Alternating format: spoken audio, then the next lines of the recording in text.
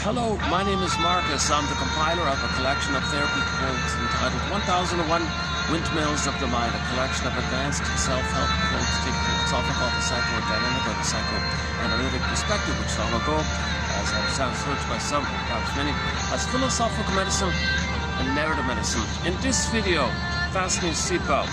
We're going to do marathon number 4 on a collection of quotes prompted out by the AI service. And I just typed in, can you please offer, some examples of psychological insights from different perspectives, kind of thing. So we posted yesterday. I ran through over 50, and then the day prior, likewise, the day prior also. So we ran through 3 times 50, and hope was based on the 90-10 rule that if 10% are of interest, you may have found 5 that might have been relevant. Times 3, so 15. So we'll do another 5 years, so you make it 20 if you're following along. Submit it for your approval consideration. Should you choose to accept it. So likewise, in this video, I'm going to run through roughly 50 analytic premises or ideas, or it's basically how the past creates a psychic blueprint or a map, and you go by it again and again, hoping for a better map. Doesn't make sense, right? So this is the idea of psychodynamic, psychoanalytic, how the present is a reflection of the stencil. We don't see the stencil, but we guess around with inferences. If there's pain, we repeat, hoping for a better past. We look for symbolic, but it doesn't work. That if I was aggressive, that's the way you were treated, doesn't work. That's the ideal idea. Okay, and then you're stuck with jungle mentality, either or, my greedy or greedy. That doesn't work. You're meant to go to the development process where you feel safe and have your budding beauty, your kingdom within, sense of self, the feminine, golden. In the fairy tale, it's the inner gold, the golden ball like that. Okay, the feminine, so the marriage is the feminine, the anima, meaning the feeling, the presence, the sweet and inexhaustible fullness of being, the feminine. This beingness is the animating quality of the feminine. It's the marriage of the princess and the totality of your complete sense of self that you're aware of. That's your kingdom within, discussed recently. So that's the home within, Ithaca, home within, like that. So we're meant in the developmental process that feels safe. The child goes to that process. The budding beauty emerges, have a sense called feeling real and alive. The body of the soul. Recently, Robert Bly, I heard him say it as the activation of the emotional body, and then you're alive and you're in the present, and you have the capacities of living in the present, and all the capacities of the sense of self. And you make sense when you have the sense of self. Even more because there's an eye there. You need a proper, authentic eye, real eye, the eye that you're meant to develop when you're safely loved. That kind of eye allows all the capacities: empathy, apology, companion, or relating, mutuality. Yeah, a new angle here. My regular spot is kind of taken over there. It's a little awkward here. There'll be a few interruptions. This is the best I can do for the time being. Yesterday, so check out the past 3 videos. In particular, round 1 or round 2 were exceptional, I thought. I've done in this park, actually. Part 3 done yesterday at the smokers area. It was okay. It was, the quotes in part 3 were a little, I don't want to say weaker or something, not as richer or more fuller. So I'm going back to basics here with this part 4. So we'll go back and pick up on a little more poetic or metaphorical, in-depth kind of perspective. So you got now AI. It's just algorithms and mathematical statistics and researching, assuming things, putting things together. So it's not a human, it doesn't feel or anything. So you got to keep that in mind. So I've done a little bit of filtering myself, reading these quotes here. So normally I do an overview in most of the videos here, but this being a special kind of side project on these marathons, I'm going to forego the usual introduction. So we talked about Masterson, Edmund Berger, Karen Hornheim, Grotstein, Ogden, Fairbairn, some of our mentors, Melanie Klein, etc. And we discussed repetition compulsion, symbolic acting out, hope for better past, give the all hope for better child, admit the trauma did take place, get Twilight Zone, grab the pen, write your own script, and get your sense of self. So we need the mourning, the abstraction, the labyrinth idea, and so there's a lot of material in the overview. It takes at least a minimum 1 hour to provide some kind of outline of that. So I'm going to forego it today here, and so here we go. Let's do marathon number 4. Let's begin here. Okay, so I kind of like this around here as well. So let me. I think what I'll do is hit the pause on the music. I think this song might be copyrighted, so I want to be able to pull short. So great little song by the Indonesian. This is a little known Indonesian local indie band called the Bara Band, and this is a cover of theirs from another band. So it's a great little song, I thought. I played it yesterday. Go to the short section, you'll see 2 clips on that song just played there. Okay, let's begin here. So this is okay, now this round here, I specified in AI search. When you give me some of the insights from psychoanalysis, but can you put it in a humorous manner? Can you can you slant it or phrase it in a humorous way? I want to lighten up here. I want to lighten up a bit. And sure enough, yeah, some of them are kind of a little bit like that. So so I'm going to read 2 pages of quotes here. If depending on space and time, I might do a page 3, but let's first focus on these ones here. So this is sort of the lighter side here, and let's begin here. Okay, now, so this is a combination of some of the traditional jargon, like ego and the id and all that stuff. So keep that in mind. Forgive psychology for jargon, just forget it. What's the id? The elementary basis of the unconscious. Everything about you, all the energy in the unconscious world. So a lot of energy, like the ocean and the force, Poseidon, it's a spokesperson for the id like that. So that's all the force like that.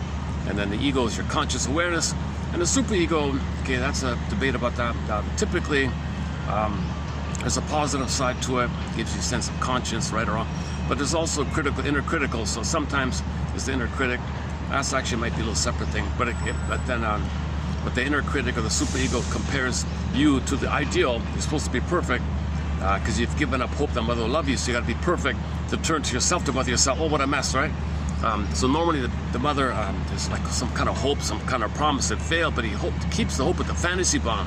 But if that fantasy bond's crashed, he creates a perfect image of himself to fill in for that, and he's always being compared to that by himself. So there's a little bit of a jargon theory like that. Okay, so the id, in pop culture, the id is just, like a childish, I want to do what I want to do, kind of thing. Your id asks for a 3rd slice of chocolate cake, and your ego negotiates it down to a 2nd slice, plus a brisk walk, leaving both parties mildly dissatisfied.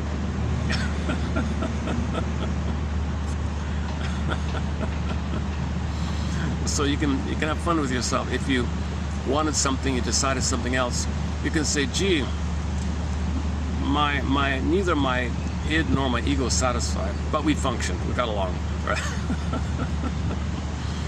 Okay, that's the first one. Not too bad, right?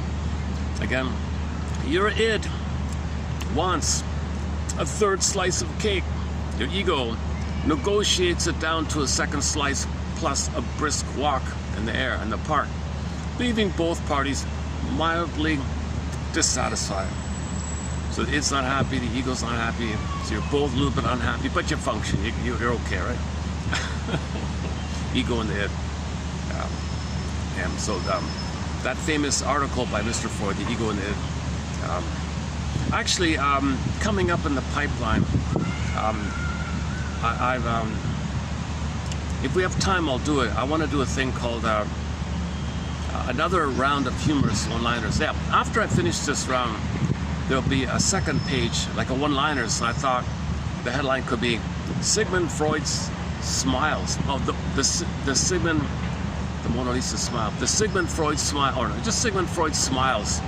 So I was thinking when I read these one-liners coming up, maybe Mr. Freud in his grave is smiling. Oh, that's nice, I like it. Or he's rolling, laughing, I'm not sure. Let's just start with the smile for him, right? Like we have an earlier quote, the ego says to the id, pardon me, the other way around. The id says to the ego, hey ego, we didn't get mother's love here, and I gotta search for a cookie. But don't let the person know that I think the cookie's mother, because the unconscious doesn't know time, and the unconscious is a different world from topsy-turvy, Alice in Wonderland, myths and fairy tales, magical, all that stuff. So the unconscious uses images, pre-verbal, so look for associations of mother, usually food, cookie, sweetness. Didn't get mother's real sweetness, look for symbolic. But the unconscious thinks, well, I gotta search for mother, well, let's search for a cookie. So the unconscious is hoping to get mother's love in the past. So to preserve this hope to get mother's love in the past, hey, ego, Come on, don't realize this. Fool yourself, lie to yourself, lie to the person. We're doing the person a good here. Come up with some rationalization. Throw the person a bone. Red herring, straw man, distract him. Let him say it's on sale. What's the big deal? Fine, good enough. While I think we got to get mother because we're in pain. He can't know it. He can't deal with it. We're doing him a good. Okay, ego. The ego says, okay, it. So they cooperate like that. So the person is like dominated by the id, right? The unconscious puppet master using the cortex for its bidding, thinking, convincing the person that it's for his benefit, because he can't know the truth about the hurt. He can't know the truth whether he betrayed him, failed him, he's in pain. He can't know it. So the rationalization or the cloak is like a blanket over the pain to sponge it down or something. So okay, good job, ego. So you run for the cookie. It didn't work. But the activity of searching for the cookie is the hope to get with yourself in the past. Didn't work, do it again. Didn't work, do it again. Now there's pain. You make a pleasurize by chasing, trigger the past. This whole ring-a-roll, misery machine, repetition, compulsion, hamster wheel, doing it again and again while you're lying to yourself with rationalizations. So the rationalizations is when the id says to the ego, come on, ego, come up with some flim-flammery, some duplicity. Okay, so he creates something that might sound rational, but it's not. But it fools him. And the pain makes him lie to himself to not be aware of the pain, and that's the function of rationalization, to convince you that what you're doing is okay, but it's not. It's not reasonable to spend your life looking for food, to think that smothers up in the past. It's not reasonable like that, but the unconscious has no time, so we believe we're being reasonable. That's called rationalization. So that's, shall I compare thee to an onion? It's a layered kind of thing. Okay, anyways, yeah, 1923 was the famous. So 3 years ago, that famous book of his celebrated its 100th anniversary. Happy birthday. So I remember that, yeah. So it's now 103 years. That book is 103 years old, famous book of his, right? I don't really quote Mr. Freud due to the translation problem. It's twisted, perverted, sick. It's disturbed. You can't even use them. I don't know how. Luckily, others have waded through it and filtered things around a bit and clarified things. But what a mess with the English translation. So I really, but by now things have gotten sorted out. I don't know why there was never like a German speaker who translated himself from German to English. So that's a different topic like that. Okay, let's go back to the chocolate cake here. Your id asks for a third slice of chocolate cake, and your ego negotiates it down to a second slice plus a brisk walk, leaving both parties mildly dissatisfied, but you're functioning.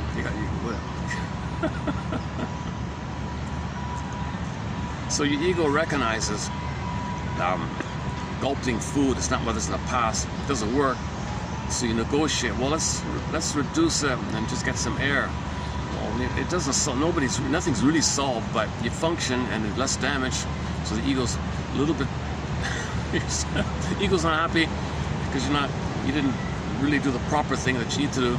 It's the unconscious pain is not happy because you didn't get what was love in the past, so nobody's happy, but you got through the day kind of thing with the cookie. All right. Excellent here. Similar idea, another one on food here. You recognize that your sudden desire to devour an entire pizza is just your inner child crying out for the lost bliss of oceanic oneness. So you drink a glass of water and order a slice. How about that? Oceanic oneness. So let's drink some water then. A little play on words, all right? Similar idea, right? Okay, so the baby in a state of oceanic oneness, they say, oceanic bliss, oceanic feeling, unio mystica, participation, mystique, blissful oneness, delirious euphoria, blissful static, Guardian Shambhala, Shangri-La, utopia, blissful oneness kind of feeling, oceanic kind of thing. So that time was broken in trauma, and then when real needs an you keep searching, hoping that a magical time machine will appear, go back in the nursery, and a symbolic mother will turn into a real mother and get about this up and resume to her. It doesn't work, but once you get repetition compulsion, you didn't get it, so you keep trying and trying. So ego intervenes. This is too damaging to eat a whole pizza. It's not. Come on, I'm not gonna get the ones to the mother of the past. Round, full pizza or food, oily, salt, sugar, salt, fire. Wow, all this chemistry, round, full, stuff. I'll put myself in a food trance, numb, blissed out, all this food, and So wait a minute. So I'm looking for the old missing oneness, right? The oceanic feeling. Oceanic feeling. Hey, how about I just drink a glass of water and I just have a slice? If you succeed in that, no side is happy. Your id's not happy, your ego's not happy, but maybe it's a little better for you and you function. You're more functioning like that, but you're not happy. Similar to the cake one.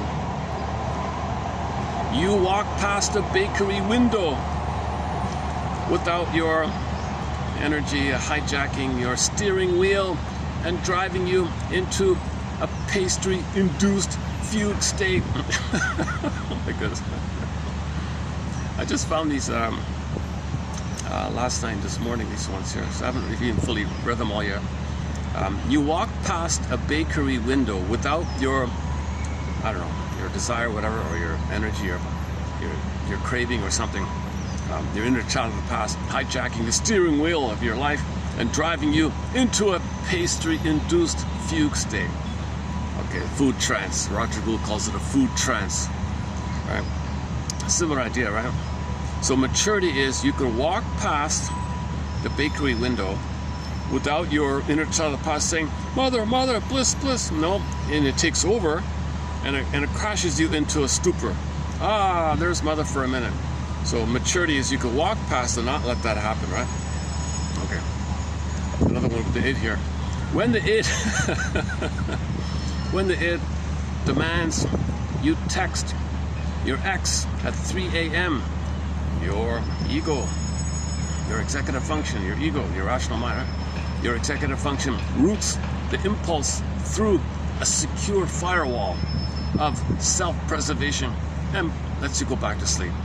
Okay. Okay, so a sign of health is if you're tempted to get all worked up at 3 in the morning with the texting or something. Wait a minute. So your ego, all right, channel that to the firewall. Okay, firewall, no, stop, and then go back to sleep. Okay. When your inner critic starts giving you a surprise PowerPoint presentation on your life failures, you politely leave the meeting room early. So we're talking about the inner critic. You're angry at the mother, so anger is a cry for love. You didn't get mother's love, so you became angry as a signal for love, a cry for love. Blocked, mother said you can't be, fear your age, blocked, she didn't accept it, turn it in yourself.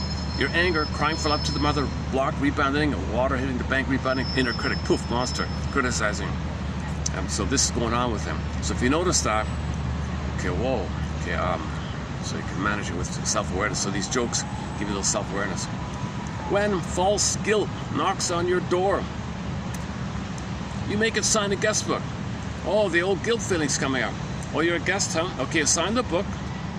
Okay, you can be here for 10 minutes, and I'm not going to offer you any coffee or tea. Got it? So we're using humor to just make you a little self-aware kind of. Okay, so once again, we're talking about irrational guilt. Babies think it's there. When babies are traumatized, they'd rather think that they're defective, unlovable, unworthy, quote-unquote bad, in a world that's good. Well, they must be seen as good, but to account for the pain, they conclude they're bad. Existential conclusion to explain why they're in pain. Are they being punished? Are they defective? Unwanted? Oh, they're bad. Oh, that makes sense. They're bad. Mother's good.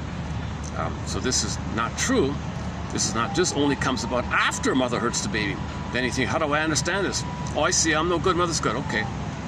Then that's irrational guilt. It's not a natural guilt. It can bog you down your whole life. This kind of, and you can spend your whole life feeling due and debt, paying for a crime you never committed. This kind of idea. A major topic in our collection, the old guilt one. Your ideals operate like a lighthouse, guiding your ship safety to shore. Not a searchlight hunting down a fugitive escaping a penitentiary. Okay, your ideals operate. Okay, so your goals are a lighthouse guiding you. Okay, so don't mix that up with the inner critic idea. You're guilty, you're always guilty. Okay, so okay, that's a good one.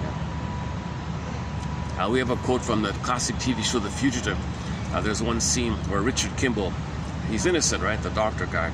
He's running down the road, The narrator is, you see Richard Kimball running down the road. Do you think that's his home? Do you think the road's his home? Oh no, Richard Kimball is a fugitive from the justice he seeks. It's a good metaphor. So he's innocent, in the film he's innocent, but he's always being accused, he's guilty. The crazy guy chasing him, get metaphor in the mind, something crazy in you chasing yourself. So we're being chased by our own anger, wanting mother's love, attacking ourselves. Guilty, guilty, you didn't succeed in mothering me, but how can I mother myself? You're guilty. It's not reasonable. How can a baby be his own mother? But that's the confusion. Baby cried to the mother, blocked, rebounded him. Always guilty, guilty. So this attacking like that was the crazy guy chasing the doctor guy, and this goes on infinite, no time. So that series could run, it ran for 7 seasons, same kind of motif. It's just running all the time. The road's not his home. He's a fugitive from the justice he seeks. That's like the baby is a love fugitive from the love that he's seeking. This whole guilt thing. You relax on a Sunday afternoon without feeling like you are actively embezzling precious time from the universe's ledger. Okay, so you have a right to relax. Is the guilt? Yeah, we can take that one. Okay, that's a little redundant there. Next one.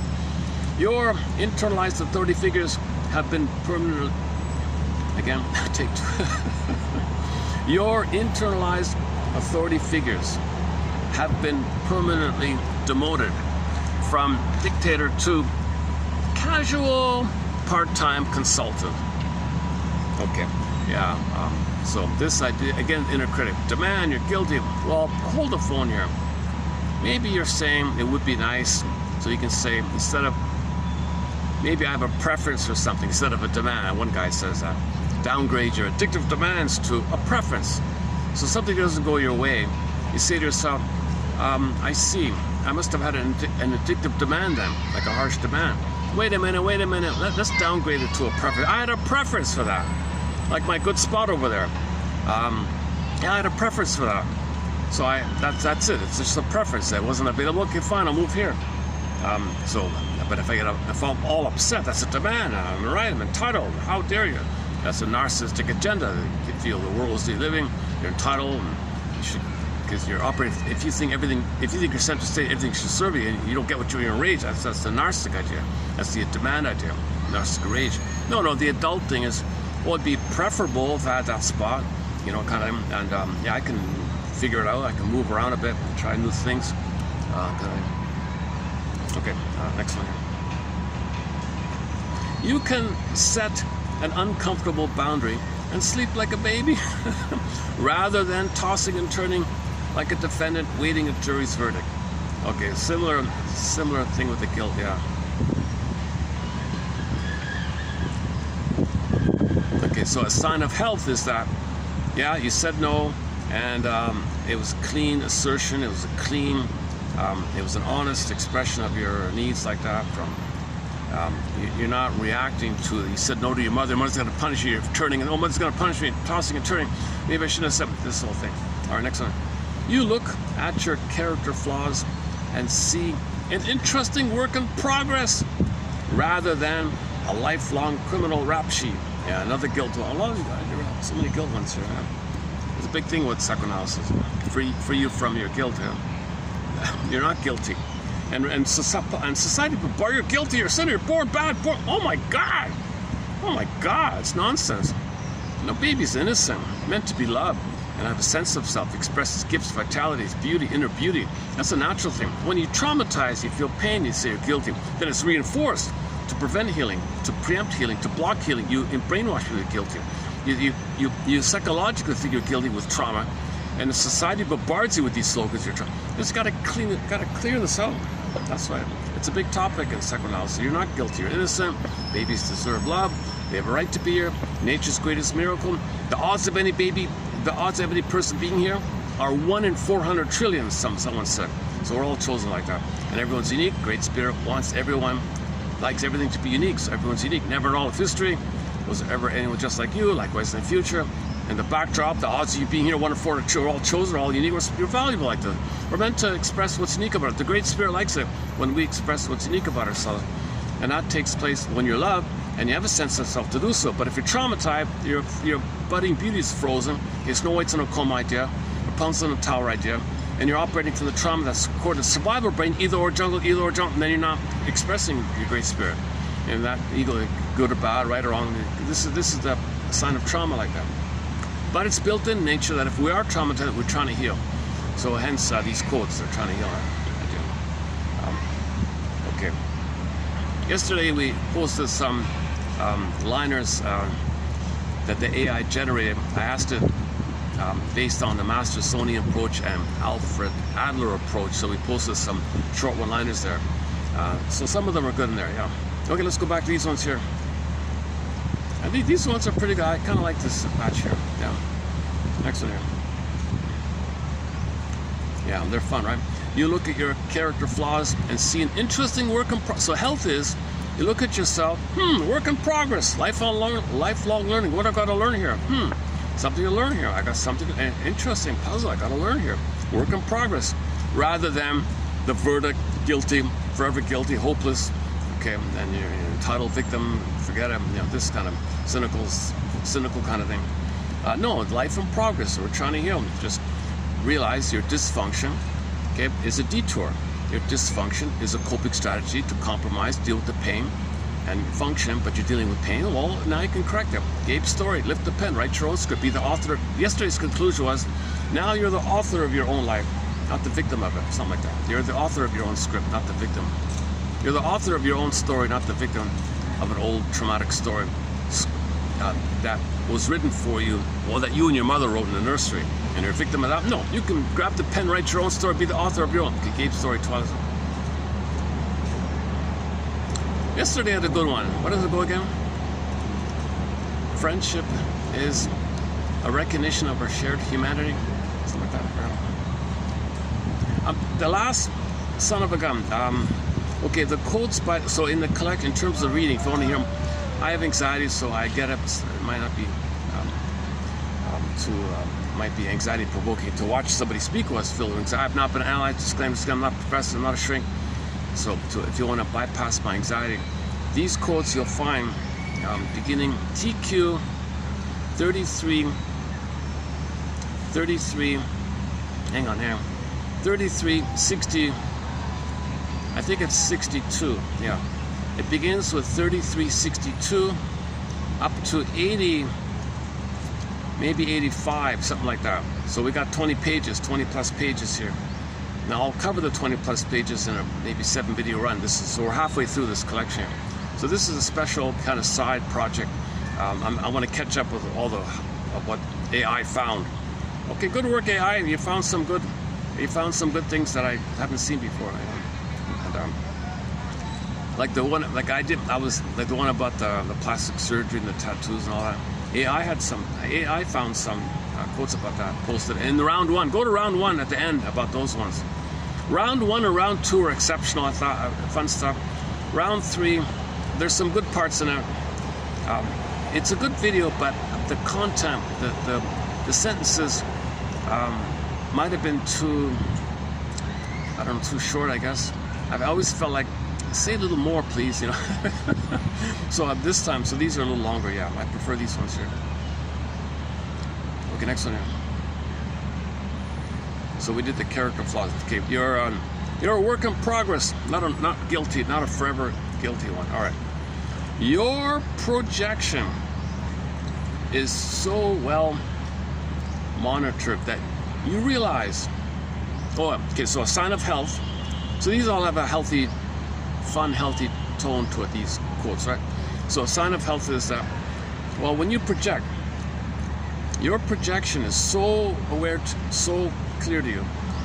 Your projection is so well monitored that you realize the annoying guy at work is just a mirror of your own stuff, saving you an immense amount of conflict with that person. Yeah, so look in the mirror. Every man's my brother, every man's my mirror. What you don't like about others, well, chances are that's your attempt to know that's within you. You project to know it's with repression. It's something you don't want to accept. It's shameful, embarrassing, too painful. So it gets projected. Okay? When something's repressed, it's projected. Projection is the way to make it to conscious. Projection is the means of bringing repressed material to consciousness. Right? So when you recognize shared humanity and you're projecting, okay, we're all one family, earth family, human family. Like that.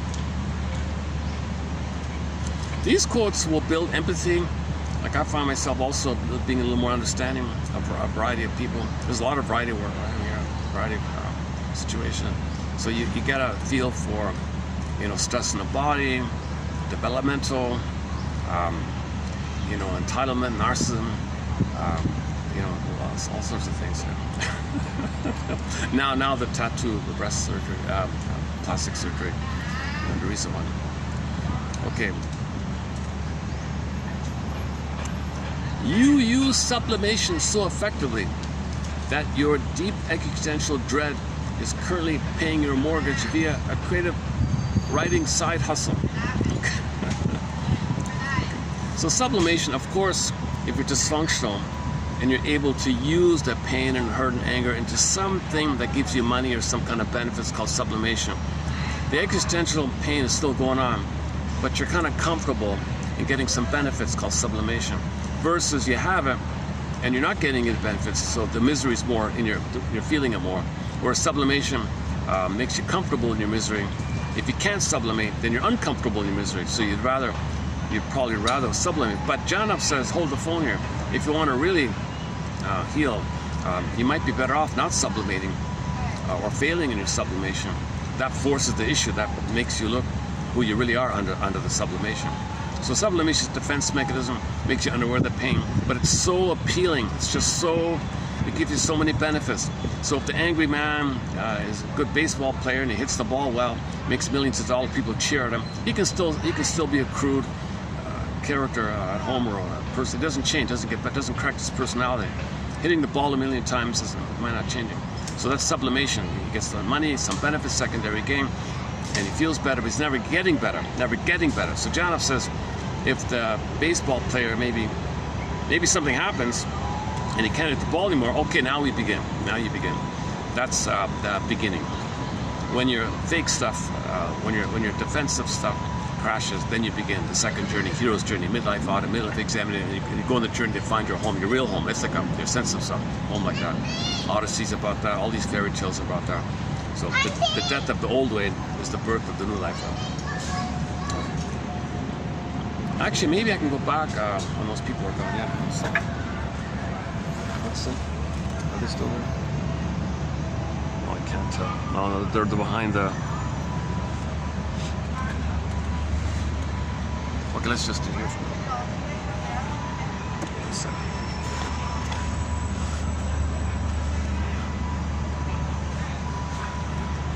Yeah, my fan broke. I gotta get a new fan. Make sure it's gonna hold up. All right, are we doing okay? Still with me? Hang in there. You see my anxiety, my bloopers. When you are furious at your boss, you don't kick the cat or bark at your partner.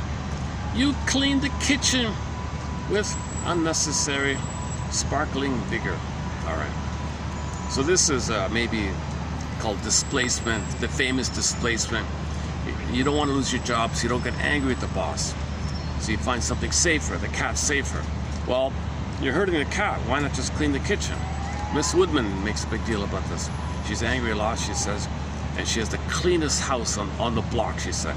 You can't imagine how sparkling clean my house is. Everything is sparkling clean. And she's always scrubbing, she's... When you're furious at something, don't kick at the cat or bark at somebody. Just grab the mop and start. You can also break down crying too, because you realize it gives you time to. You catch yourself. Okay, reaction formation is like the opposite, right? Like you're so afraid of something. There's something happens where you flip it. You do the opposite. So sitcoms show this a lot, right? The girl likes the guy. She's afraid of it. She's afraid of rejection. So she throws rocks at, yeah, I hate you. But she really likes the guy. And the viewer can see it. That's called reaction formation or counterphobia, right? You are so, you in health, okay, now we're healthy, right? You can catch yourself now. You can catch yourself in the middle of a reaction formation and admit, okay, maybe I don't love this mandatory corporate team building exercise as much as my giant smile suggests. So you're honest to yourself.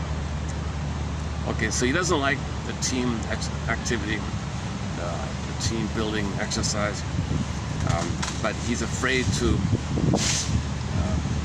disapproval. Oh, I love it, this is fun. So he's got a fake smile on. Wait a minute, I don't really like this. At least he's aware of it, right? You can catch yourself now. All right, excellent. Okay, either or thinking. So this is a common, we have a lot of quotes on either or. That's a huge topic called psychic splitting, either or. So it's heaven or hell for the babe. The blissful oneness is all paradise, idealization, and so on, right? Mother's on the phone, click, no time. Where's mother? Abandoned, gonna die, perish, rage, bound, attack yourself. Okay, the image of your rage attacking yourself because mother's not there. Proof the monster, heaven and hell now. Okay, goddess and demon. It's either or. So babies may briefly, occasionally use that early on, but things get sorted out to both ends. But it stays in either or. Then you live with the either or mindset. Always a jungle, either or. That translates to I'm right, you're wrong, I'm good, you're bad, either or, black or white, everything or nothing. This is jungle mentality. So now if you're a little more aware of this, you don't, okay, psychically, you don't engage in psychological splitting in your life and see people as either perfect saints or irredeemable demons. Oh my God. You accept that everyone is a messy, poorly edited anthology. That's a new one for me. Everyone is a messy, poorly edited anthology. Their stories all mixed up. We're wounded, we're traumatized. So it's a middle ground. Okay, nuance, under heaven, over hell, third side of the coin, both and. So that's a sign of reality. Things are not so clear cut. Now, behavior you can judge. You can judge that behavior is completely out of line. But we're talking about the people themselves. Now, people with either or, they'll do harmful behavior. That's the danger with it. They'll engage in prejudice. That's why you want to heal either or. This is a major thing in healing. This is a major project in the healing. To get somebody out of either or to both and. You only get to both and when you face the trauma that mother hurt you, that led to either or. Understand why she traumatized you, why she failed you. A little understanding, then it moves to reality. And then you can get to both and that way. But if you never, yesterday I had a fun one. Yesterday was the client said, I don't want to talk to my mother. No, wait, don't mention my mother. No, you're very angry with that. The therapist said, you just handed me a map of your neighborhood with a huge red X over your mother's house.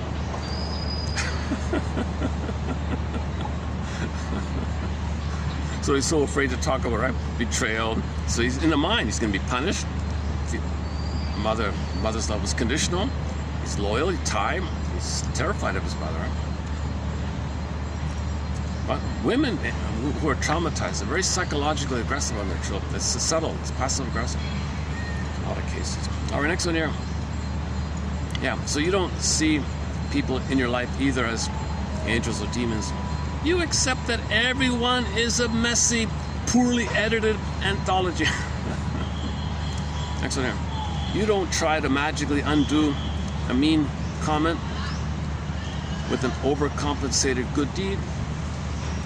You just apologize like a regular, flawed mortal. All right, again with the guilt, right?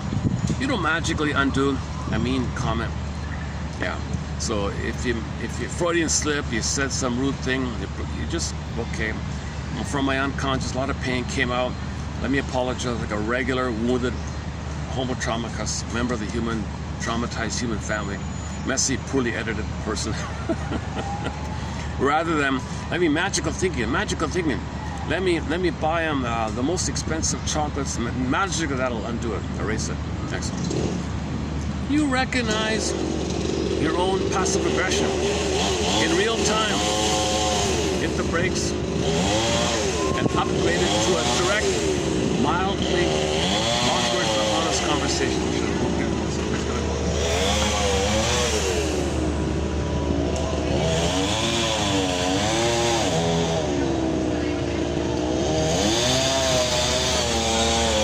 It's probably just a little trimming going on left or something. It's not. My phone picks up these kind of take a little musical break here.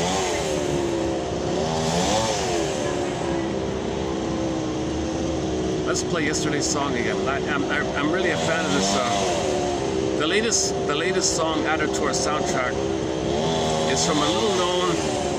They only have from what I can tell, they only have like 3 singles or 4 singles or something. Like no album even, just a couple of singles. But this is the band covering another band's song, and the original is good. I like the original band one. But this cover is really good as well. Seppi, the song is called Seppi Tan Pamo, I think. So I'm gonna play this. When the song ends, maybe the tree trimming will have completed. Let's see.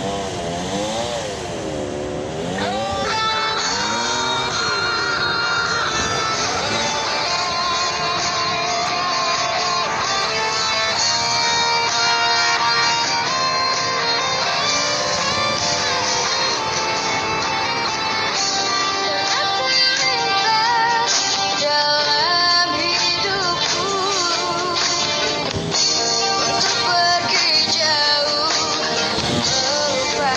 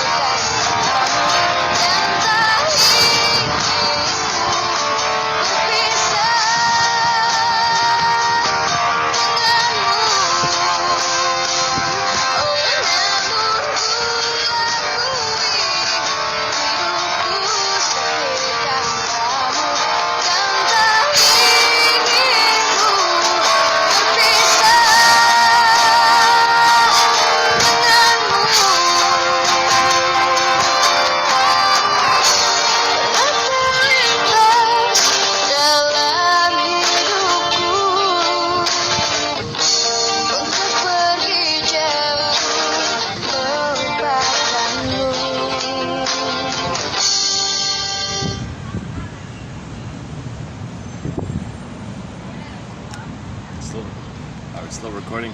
Let me plug in the... I have to use the plug-in battery. Hold on a second.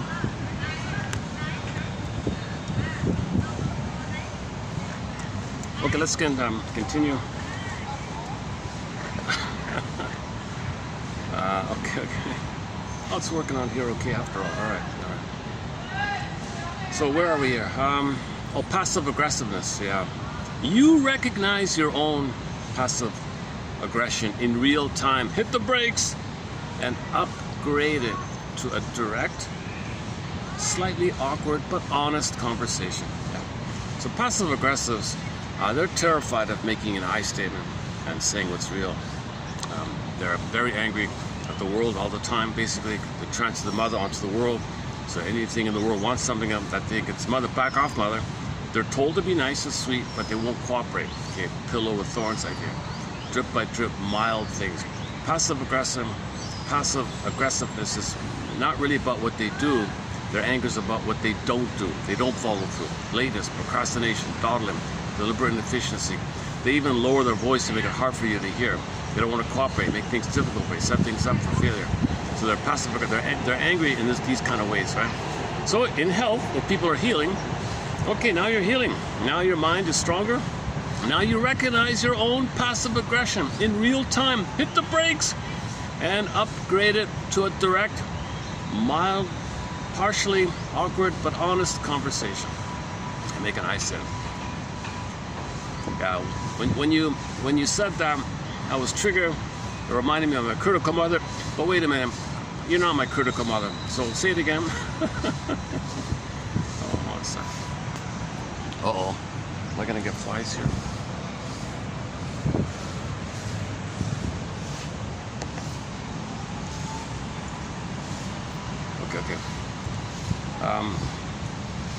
Okay, identification to aggressor, that's a common one, right? Your identification to aggressor. Okay, this ability to imitate the aggressor. Well, now, or your recognition of this dynamic, Faustine Dio. So your ability to recognize this. Okay. So for example, if someone is rude, you don't become like them.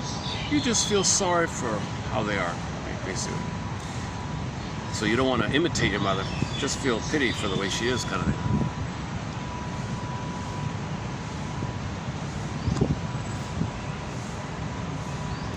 Oh, jeez.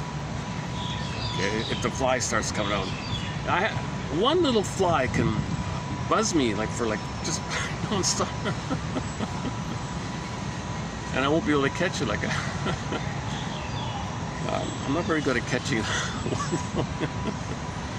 Okay. You see your parents as flawed, ordinary human beings who did their best with what they had, rather than mythological titans who permanently ruined your life, your destiny. Yeah, so in the child's mind, it's mythological, epic battle, massive gods fighting, kind of like that. So the mother from the baby's point of view is a giantess in the nursery. Baby's passive, small help. Look at how many times bigger the mother is. So imagine how helpless he is, how totally dependent he is. The mother has all the grand power. It's a monster. Rage projects his rage onto this monster. Now it's a giant enraged thing. That's a timeless in the brain, poof in the mind. Like a mythology, it reflects your anger at the mother, fused in with the mother being a giant. Now she's an angry giant attacking you because you're crying for love. Your cry for love is an aggressive demand from mother, but blocked, attacking yourself. So this is the mythology idea. Most of these angry gods idea is in reference to this. Some people think it's the struggle of the birth canal, epic battle, got to come out of the canal, being pushed, contractions, hitting the tailbone, the gravity pushing down, it can't get out, this whole battle trying to come out, the birth of the hero idea. Okay, so. Yeah, so this is a good one. So if you're tempted to imitate somebody rude, you say, well, hold the phone here, I don't want to do that. Oh, let me just notice that their situation. Okay, you can see, oh, we did that one. Next one here. Okay, next one. You can survive a romantic rejection without feeling like your entire psychic infrastructure has suffered a controlled demolition. Oh my God. Okay. So you recognize that if the oneness with the mother wasn't met, it was failed. Mother failed you, rejected you, betrayed you. You're only going to be attracted to somebody like that. So now, the person in the present triggers the hope to get a mother's love in the past. Okay. Now things crashed with the mother. Now you have a scaffolding, of course, made yourself numb, swoon. Now you're back there again, hoping to get mother's love in the present. So it feels like you're going to have this existential anxiety, this disintegration anxiety, abandonment depression, you're going to fall down, all this kind of stuff, right? So now you realize, no, that's not the case here. That's the person in the present. They're not meant to be my mother in the past. They can't be my mother in the past and undo what happened and give me the proper development so I can have my sense of self. It's nonsense. So you recognize that. So you were attracted to someone, and you just realized that you didn't remind them of the rejecting mother. So they weren't attracted to you. But they reminded you of the rejecting mother. So that's why you were attracted to them, I guess. Yeah, this batch, I quite like this batch. This humor angle is helpful. You can survive a romantic rejection without feeling like your entire psychic infrastructure has suffered a controlled demolition. All right. You can distinguish between your internal anxieties and external facts without needing a full congressional hearing to sort them out. You can distinguish between anxiety and on the outside. Okay, so it's something on the outside, an external little thing on the outside. That's just a triggering of the antecedent on the inside. The old fear was flared up, triggered up. Okay, it reminded you in some resemblance manner of the past fear. Now that fear is alive in you. It comes to you through your body in somatic sensations, anxiousness, sweating, perspiration, whatever, etc. Circulation, breathing, whatever. There's tension in the body. So all that anxiety in your body, like that, that's the old fear coming up to you by the external thing. The external thing was simply a catalyst, like a reminder. Can you parse it out? Can you parse out what's in the present, reality, trifle, and all the fear, mother abandoning you and all that? Can you parse it up? Instead of this grand, oh my God, I'm gonna investigate you, what'd you do, why'd you do that? Okay, this paranoid kind of, it just happened that person reminded you of the past. And in fact, you were drawn to be reminded in your quest for healing, you know.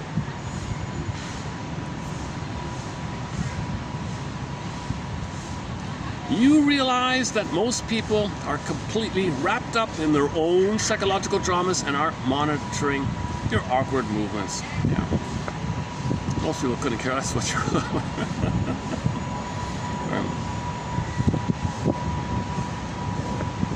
I guess that's why well, this would be good for people a little too they project too much of their inner life outwardly. I think everybody's watching them. No, people are caught up in their cocoons. Okay, next line. You can disagree with someone's fundamental worldview without feeling an existential urge to completely dismantle their character. Okay. So their opinion is prejudice, that it's from a psychic structure of severe trauma, if they're prejudiced. You're gonna correct all that? Unravel all that? No, they're holding it, they're clinging to that. Something worse would happen if they didn't have that. If they didn't have their prejudice, something worse they think would happen. So they tell you their worldview, you know, okay, that's the view. That comes from the psychic structure, as above, so below. The opinion reflects the trauma. So you hear the opinion, and you can parse out that's the opinion that comes about from the trauma, and you don't think you're going to heal the person's psychic structure. You're not going to heal what happened to them in the nursery. And you think you're going to face all that and try to heal them, and be a magical shrink and fix all that? So you're trying, no, your idea is way wrong. That means you got to correct the underpinning that led to that. How are you going to correct the underpinning that led to that? So just notice the belief. So now the healthier perspective is that, okay, well, I'm going to disagree with your worldview, and I'm not going to try to heal your trauma that created it. And then you could disagree with someone's fundamental worldview without feeling an urge to completely heal them, basically. Sometimes you can reword it a bit.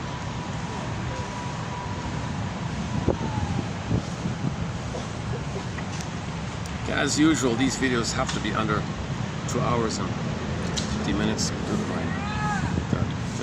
The memory default doesn't switch automatically. I only have to build in less than 3 hour, under 3 hour limit. But that works out okay by chance anyways. Oh, let me check the battery, let's see. Battery's holding up, yeah, okay, it's working. Yeah, the built-in battery is kind of dying on me. Okay, where are we? The weather, okay. You don't confuse your temporary emotional weather with the permanent climate of your reality. Okay, so you're feeling bad for the moment doesn't mean you're a permanently bad person. So, okay, all right, I can take that one out. You accept that some historical questions don't have an answer, and some life chapters don't come with a satisfying explanation. Yeah. That's I kind of like I don't know my tree. You know, I don't know. I have a lot of. Did I have? Who's in my?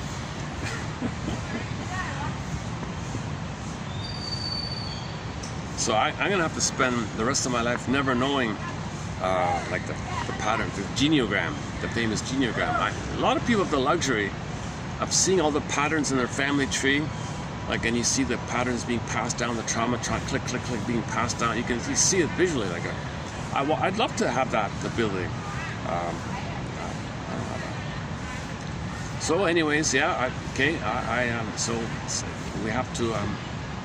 The sign of health is that we accept that some historical questions are not going to have an answer. You're not going to have an answer for it, and therefore, some of your life chapters don't have a complete, satisfying closure, like an explanation. Next one here.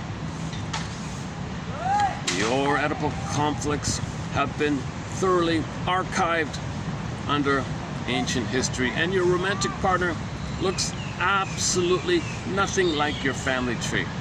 Okay, yeah. Okay, that's not bad.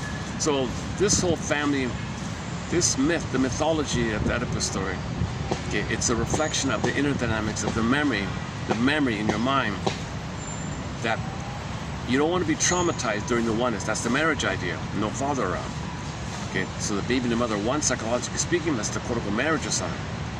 But trauma keeps you there, stuck there. But the mother caused that. No baby in regular life wants that kind of they want to be loved by mother so they can leave mother and enter into the world of the father. And the father is uniquely qualified to teach the child about the world outside the mother. That's the triangle, love triangle. Okay, family love triangle, where you're safe. Mother did her job for the sweetness and the softness and the feminine oil. Okay, that's now, okay, thanks, ready for the next step. Okay, so at 18, it's the father's a little more active, like in this post 18 months, right? So at 18 months, the father's a little more active, and he's making the mother's still around, but the father plays more of a role about teaching the child about the world outside the mother. Now, if that's failed, and the pain with the mother's transferred to the father, what a mess. There's your Oedipus myth, the mess that the father can't do what the mother failed to do. And the father was a boy, he had that problem. Grew up, they rejected us like because he was rejected. And you got this whole mess of the family, the eternal triangle. Like Star Trek called it the eternal triangle. Season 3, episode 17, the eternal triangle. Still looking for mother. And father can't be your mother. And the boy grows up, has a son, and he can't be a father. So Elias could not be a father. He didn't want the kid. He said he didn't want kids. Just one day he got drunk, accidentally had the kid. He said, oh, geez, I don't want him. And his wife was the same as him. Yeah, so she didn't want him either, because the two of them were in a negative collusion, a fight with each other, back and forth, battle amongst themselves, negative, painful collusion amongst themselves, scapegoat the kid, interrupted their game, whatever. So the kid was exiled. So that means anybody born to parents who are narcissistic, their emotional life is exiled ahead of the story. And then you have to fantasize good parents, Palibus and Merope as good parents, as either or of the negative parents, Jocasta Elias. So this issue is well described by Test Force in our collection. Type in Miss Forrest, double R, in our collection, Test, or get our article on the Oedipus. It's one of the best articles on it. Primary dependency, baby and the mother, primary dependency. The father doesn't interrupt that. It's a sweet heaven and bliss, softness, nursing, mother-infant dual unity, the two is one. At that time, the father's sort of on the side, setting it up, creating the tone that the baby's going to hatch out of the psychological egg, be born like out of that egg, that extended womb kind of thing, extended social womb. Babies need an extended social womb, like a social, interpersonal, interactive womb with the mother, like a continuation of the actual uterus womb. There's an outer land world, water, land transition, mother, baby, one. Then the fathers are, okay, now he's born. So the father, it's the primary cocoon is from birth to 4 to 5 months. 4 to 5 months to 18 months, he's practicing to separate. He's practicing to differentiate, I, not I, but he's still kind of in the bubble. At 18 months, then the father can step in and teach him more, and he can leave, go over to the mother, and he can start to learn himself. Coming back.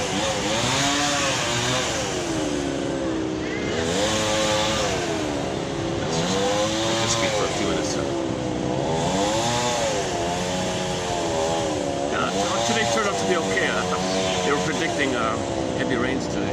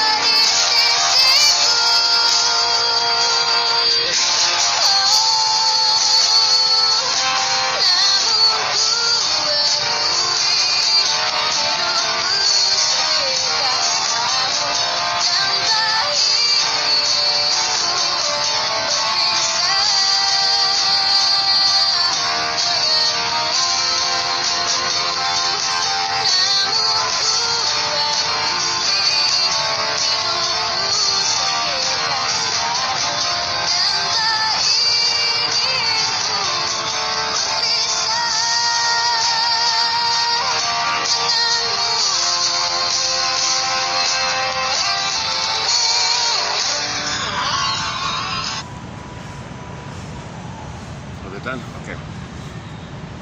That's about halfway through it, yeah. Okay. The Bara band from Indonesia. There's no concerts, no albums, just I don't even know who the... Okay, let's go on here. Your Oedipal conflicts have been thoroughly archived under ancient history, and your romantic partner looks nothing like your family tree. Yeah, see, if you're, because when there's a problem with the parents, the child growing up with dysfunctional parents, what happens is, and Teachworth explains in her excellent book called Why We Pick the Mate to Do, is that you're going to mimic one parent and pick up their issue and try to meet their needs by being them, identify with them, and pick up their issue because you've identified with the role model, quote-unquote role model like her, and then that means you're going to marry someone they married.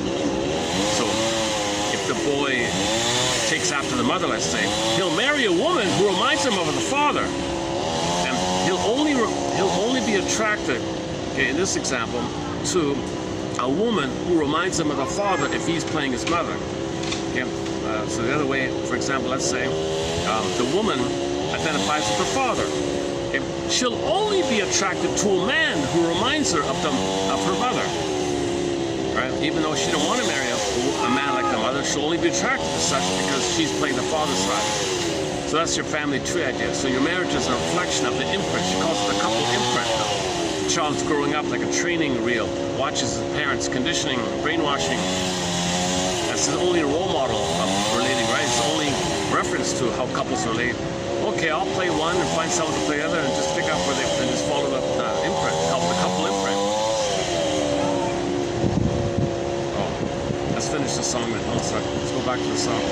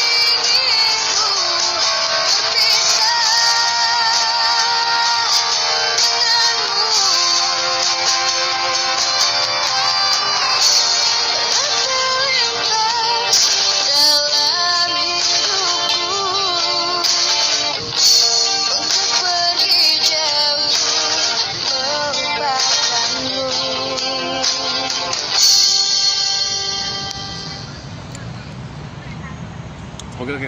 How are we doing here? Next one here. Are we finished with the Oedipus? Oh my God. So ancient history. So now you can marry someone based on a companionate thing, uniqueness of that person, and person to person called companionate love.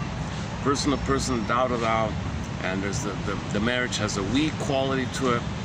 And you do things that's good for the marriage, that's good for both of you, and your decisions are based on that idea. If it's good for the couple, the marriage and all that, and you both agree that then it supports both people, and both people grow and develop and blossom like that.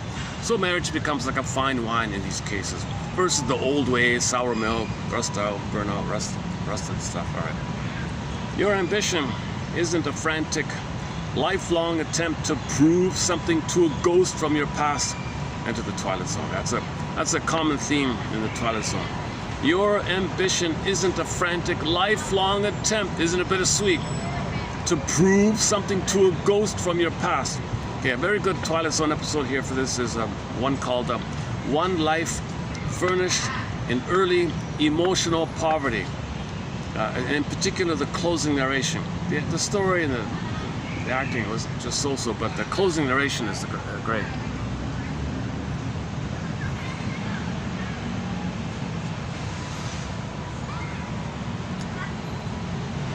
I've talked about that episode. We've covered about 25 episodes from the Twilight Zone. That's just one of them.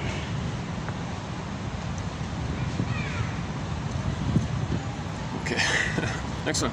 You treat your psychological wounds as interesting historical scars rather than active bleeding crime scenes. Yeah, okay. So you've licked your wounds, it's a scar now, and you see things from that. After you've healed, you have a scar. If you don't heal, it's an active psychic bleeding. Oh my God, if you're living it all over again. It's a sign of health if you can. Yeah, how does it go again? Create your art from your scars, not your, I forgot how it goes. Okay, next one. Your identity feels less like a fragile glass sculpture and more like a durable piece of luggage, dented and well-traveled, but holds together beautifully. Okay, that's not bad. Your identity feels less like a fragile glass sculpture and more like a durable piece of luggage, dented and well-traveled, but holds together beautifully. Okay, next one. You no longer feel the pressing need to be either the flawless hero or the tragic villain in every story you tell about your life. Oh, victim or villain? Okay, whatever. So if you're telling your story, you don't, because a lot of people tell their story, entitled victim. This is the entitled, the world owes me living, I'm a victim. And don't ask me, I'm entitled to receive. I don't have to give, I expect. I should hate you and you should still give me what I want. I'm angry if you don't, but I get to hate you and you're supposed to be nice to me anyway. That's the situation with the baby. In the nursing, the baby can be angry and mother provides love. They're operating from that kind of place, called narcissism.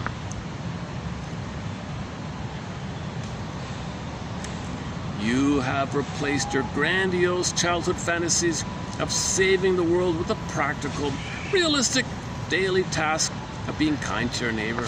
Okay. Regular, mundane world, yeah? Okay, I don't use the word healthy narcissism, but sometimes in the books, what a mess with the psychology. I never use this, but here's an exception. Your narcissism is healthy. You can admire yourself in the mirror without expecting the reflection to give you a standing ovation.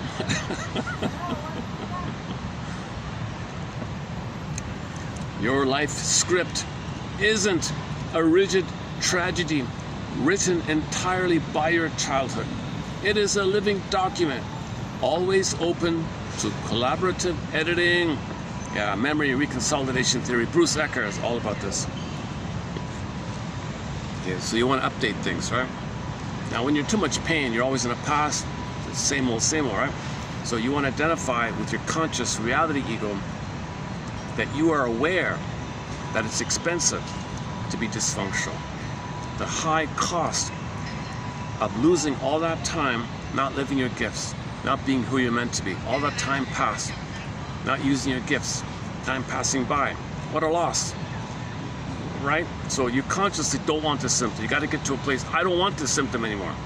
At the same time, okay, in the same field, he calls it, you recognize at the same time that your unconscious wants the symptom because it thinks something worse would happen. So you thank your unconscious, you thank your inner child, and have gratitude for coping. And you recognize the sadness, the reality. There wasn't a loving mother, that's why all this happened. Now you're facing the reality. There wasn't a loving mother. You have to bend himself to a pretzel and put some in a painful pretzel. Well, thank you for doing the painful pretzel thing. But man, oh man, that's because now you're realizing mother hurt you and you did that. So thank you. Thank you for doing the pretzel thing to cope, you know. And now there's a double sadness, the sadness of the past and the sadness of the reality of the present. And he says, if you do this exercise, I don't know, in the right mood or whatever, things can update a little bit. You can shift a little bit towards the positive side, where you can now move towards memory reconsolidation, update, where now you're more in the present, because the instinct is to heal. So you want to facilitate healing by recognizing, get the losses of the past and the losses you recognize in the present, the two kind of losses that things can update a little, because you want to move towards healing, being in the present. So your life script isn't a rigid tragedy. Although, yeah, the baby is in a frozen, spellbound time. So that part is frozen. But the overall script isn't frozen, just the past is frozen. Your trauma freezes you. But the overall, the gestalt, the whole person, okay, there's some opportunity because your conscious is flexible. Okay, the innate drive for healing, the flux, the flow, the waters are flexible. You want to heal. Nature, Athena says you want to heal. Great, there's a natural drive for all the power. Nature wants you to heal. So there's a flux, but the trauma fixes you. That part's frozen. Okay, your life script isn't a rigid tragedy written entirely. It isn't written entirely by your childhood trauma. It is a living document, always open to collaborative editing. Last one here. Okay, sorry about the jargon. Yeah. Forgive psychology for its jargon. Please just forgive it, says Robert Bly. You look at your own psyche, id, ego, superhero, and realize that while the circus is undeniably chaotic, the ringmaster is doing a spectacular job. So you've come to terms with there's some kind of harmonious interaction going on, unconscious to conscious. The ego, the ringmaster, the ego, conscious mind, unconscious, ego, inner critic, superego, unconscious, child. So think about Eric Berne, child, parent, adult. The adult, the parent is the baby in the adult body, and you got the baby, and you got the baby growing up in the adult body with the baby mind, parent, adult. But the adult, that's the ego, that's the under stuff. But you got the adult mind mediates, and there's some kind of flow back and forth. He says you want this kind of flow back and forth, conscious to conscious, from the unconscious gets into the conscious. Okay. Conscious allows more from the unconscious to come to the conscious. The more you have in the conscious, the more it sends to the unconscious to send more to the conscious, and you got a flow cycle, a positive loop going. Think about the number 8, or the yin yang, or something like that, some kind of flow like that. And the imagery is moon and sun, night and day. Okay, this back and forth thing. So you want some kind of flux going on, right? So that means you look at your mind and realize that while things are, you don't know what's going on, you know, your adult mind is doing a good job here. Okay, that's all that can fit in for 3382. That's half of it there. Let's see if the phone will read this out. Oh, one second. Hopefully it'll read out. And then we'll do the round 2. So I've done half. So stay tuned, hang in there. So we're halfway through. And we've only have we've got an hour left. Okay, we're okay. Let's let the phone. I think it's gonna work on it. 83. I said 83, right? 33, 83. No, 82, 82. 33, 82. Hopefully this will read out. Maybe I could just put it on the thing there. So, let's go this way.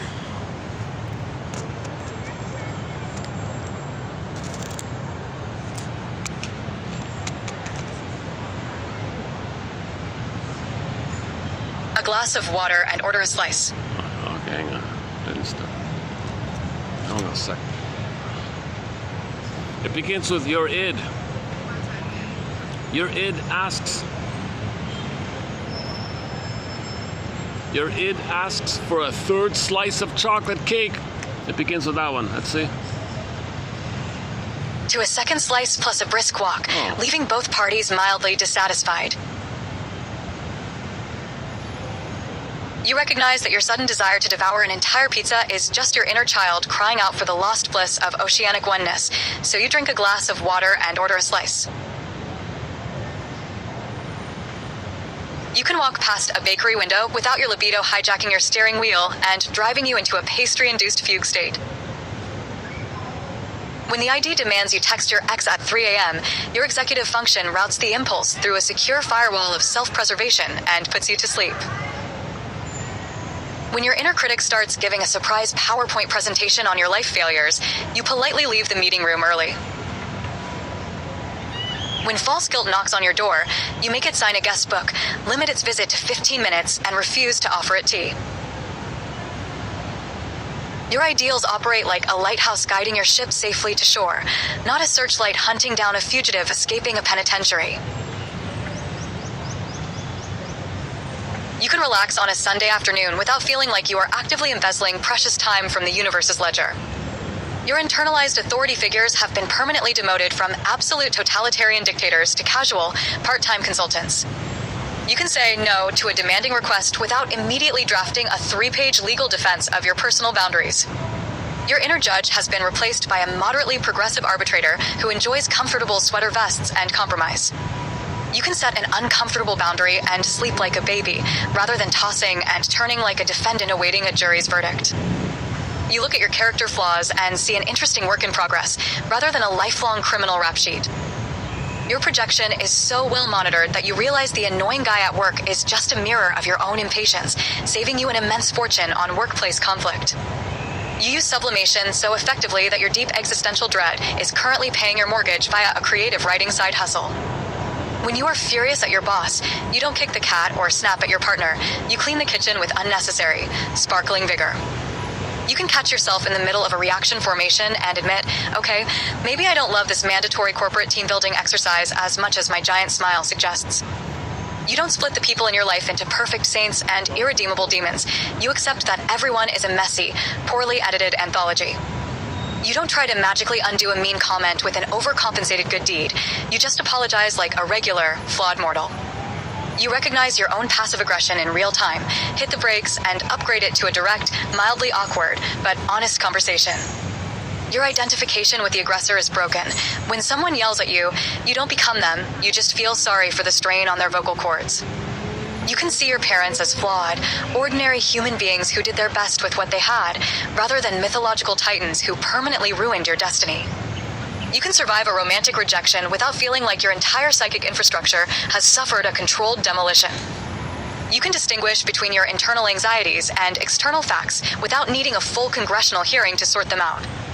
You realize that most people are completely wrapped up in their own psychological dramas and aren't monitoring your awkward movements. You can disagree with someone's fundamental worldview without feeling an existential urge to completely dismantle their character. You don't confuse your temporary emotional weather with the permanent climate of your reality. You accept that some historical questions don't have an answer, and some life chapters don't come with a satisfying explanation. Your Oedipal conflicts have been thoroughly archived under ancient history, and your romantic partner looks absolutely nothing like your family tree. Your ambition isn't a frantic, lifelong attempt to prove something to a ghost from your past. You treat your psychological wounds as interesting, historical scars rather than active, bleeding crime scenes. Your identity feels less like a fragile glass sculpture and more like a durable piece of luggage, dented and well-traveled, but holds together beautifully. You no longer feel the pressing need to be either the flawless hero or the tragic villain of every story you tell about your life. You have replaced your grandiose childhood fantasies of saving the world with the practical, realistic daily task of being kind to your neighbor. Your narcissism is healthy. You can admire yourself in the mirror without expecting the reflection to give you a standing ovation. Your life script isn't a rigid tragedy written entirely by your childhood. It is a living document always open to collaborative editing. You look at your own psyche, ID, ego, superego, and realize that while the circus is undeniably chaotic, the ringmaster is doing a spectacular job. AI Trung Quốc 3382. Oh.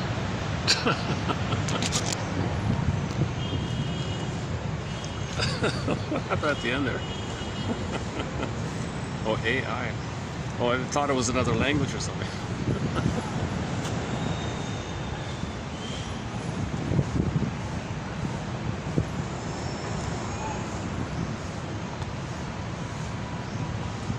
Okay, are you ready for the part B here? So we're halfway through the marathon. Hopefully, okay. These ones are a little shorter. Yeah, they're just sort of like one-liners here. So this is a similar idea. How do you describe a healthy mind? A healthy mind, maybe we can describe, according to the AI printout, a healthy mind in the following manner. Your healthy mind is kind of like, get the following, the quiet doorman. It checks IDs at the gate of consciousness without starting a bar fight. Okay, so a healthy mind checks and a feeling's coming up. ID please. ID please. Who are you? What feeling are you? What many are from the past? Come on, give me your ID. Show me your ID.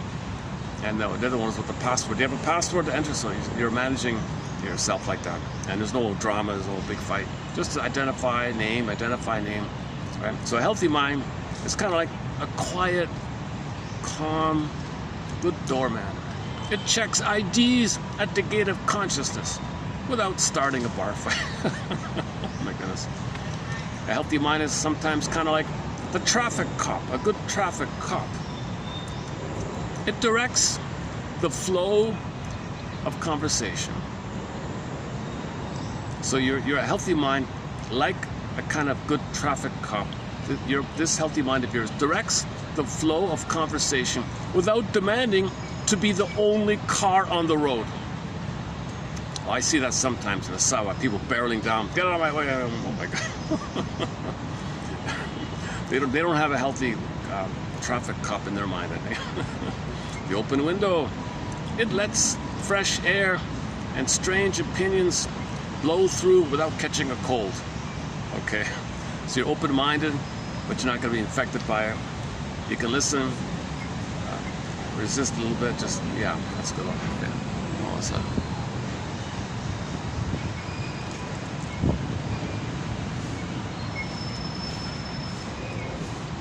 Your healthy mind, maybe sometimes we can describe it. Maybe a healthy mind is sometimes kind of like the bad singer. What? Yeah. The bad singer means that you can, it says here, the bad singer, part of your mind. So your mind can belt out a tune off key at a campfire and smile when the dogs howl. Again, the bad singer, it can belt out a tune off key at a campfire and smile. Oh, your healthy mind smiles when the dogs are howling at your bad singing. And you're thank you, dog. Thank you. Very funny dogs. Okay. Thank you for your honesty. You're projecting they're in pain. They're not in pain. So the bad singer, it can belt out a tune off key at a campfire and smile when the dogs howl. Okay, the curious tourist. So we're describing facets, like a diamond. We're describing facets of a healthy ego, a healthy adult mind, right? So one facet we describe here as the curious tourist. It welcomes someone else's weird worldview with the camera and a polite nod. Okay, curious tourist. Okay, so if you have a healthy mind, and someone is little schizoidal or something, okay, yeah, polite nod. Okay, I'm looking through the camera. I'm not going to be infected by it.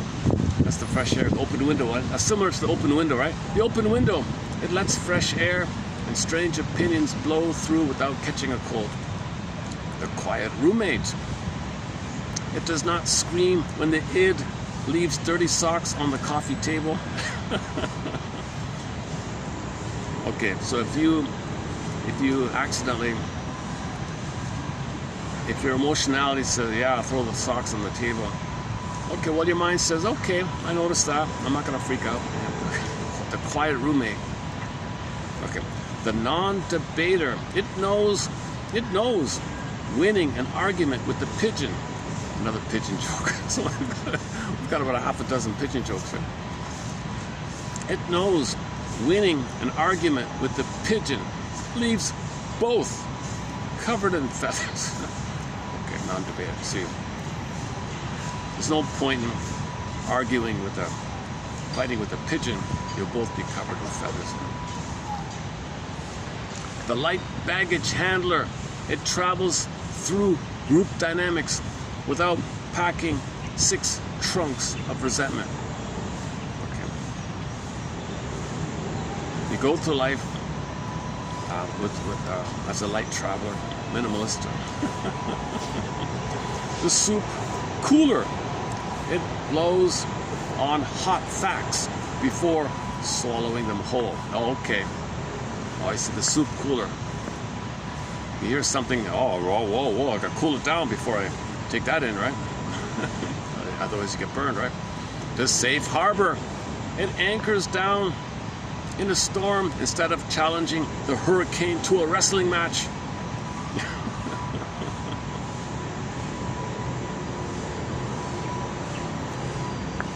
Okay, so if you trigger, it's like a hurricane, emotional hurricane, you don't want to wrestle with that. Safe harbor, anchor.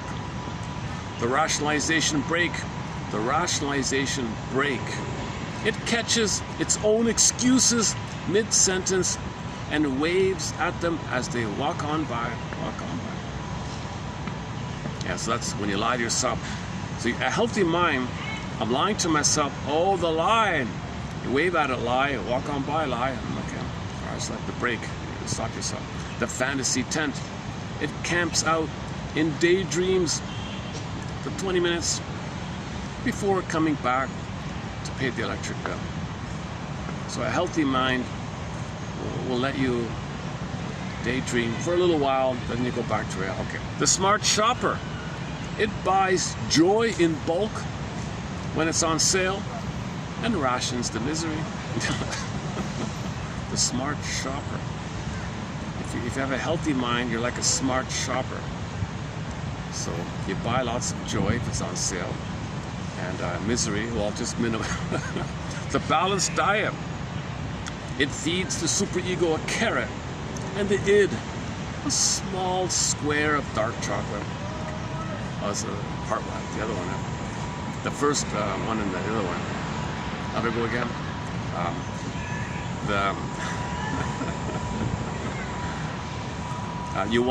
The id wants the third slice of chocolate cake. The ego says, how about 2 pieces? How about we make it 2 pieces of cake and then go for a walk? No one's happy, but you functioned. How'd it go? The playful puppy. It chases a tennis ball of an idea without needing to conquer the lawn.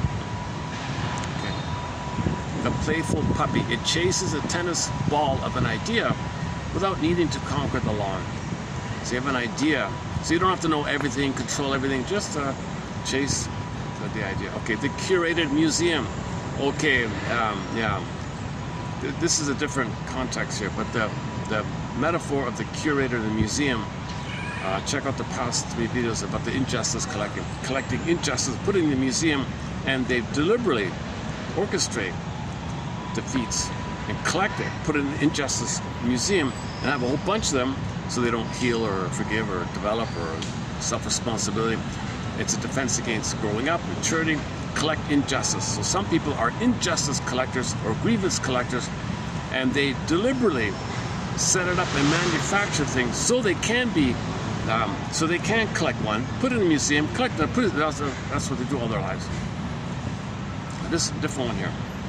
The curated museum. It displays its past traumas behind velvet ropes instead of letting them run wild. So a healthy mind, okay, so you contain your trauma under the velvet rope. Yeah, like a museum, I see. Something valuable. The life force, the vitality plumber. The life force plumber. The big little plumber. The plumber unclogs blocked passions so they flow into hobbies instead of headaches. Sublimation. The future tenant. It visits tomorrow as a guest house rather than a demolition site. So you imagine a future and just imagine what it could be instead of the catastrophizing fantasies.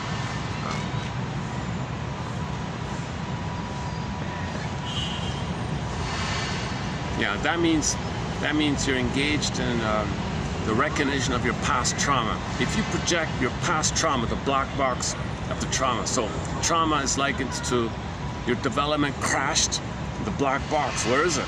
You don't know, right? Well, you project on the future. Well, the future, so that's the black box of your past. Like that. So you're trying to identify your trauma.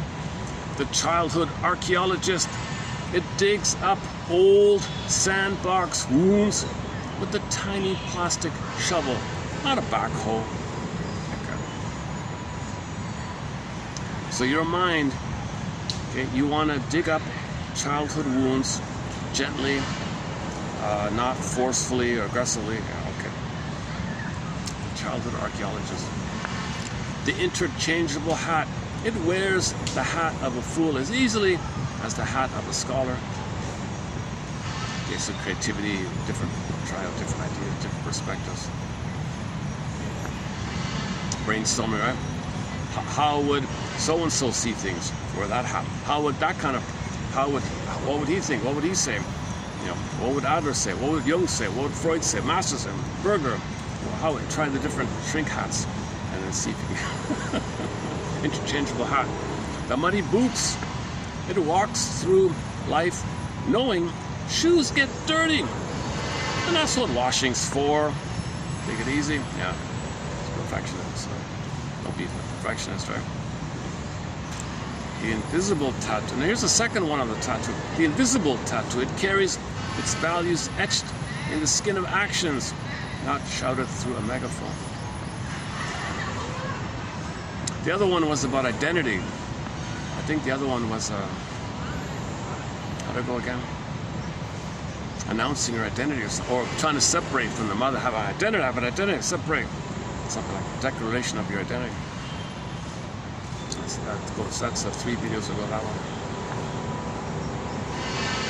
The backpack of being. The backpack of being. It carries its identity like a light nylon day pack instead of an iron lung. What the hell? Okay, let's take that one out. The backpack of being. I don't get it. Okay, let's take that one out. I'm reading some of these. I'm reading most of these for the first time. The toll booth. The toll booth. So how would a healthy mind, resemble a toll booth? Well, you check. Okay, so one by one, bit by bit. Well, the toll booth, it charges a fair price. It charges a fair price in peace, in quiet, before letting drama into the highway. What? It charges a fair price in peace and quiet before letting drama into the highway. Okay, let's take that one out. Yeah, let's take that one out as well. Next one here. The polite red light. The polite red light. It stops itself from intruding without needing a a traffic cop to whistle. Okay.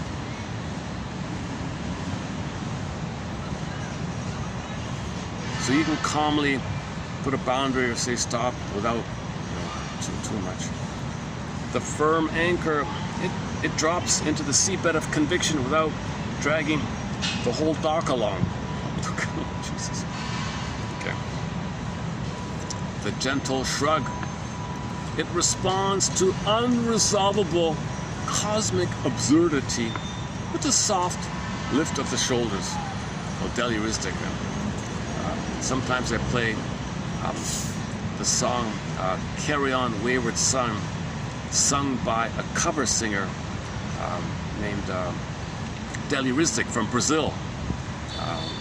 Young lady, just herself, an acoustic guitar.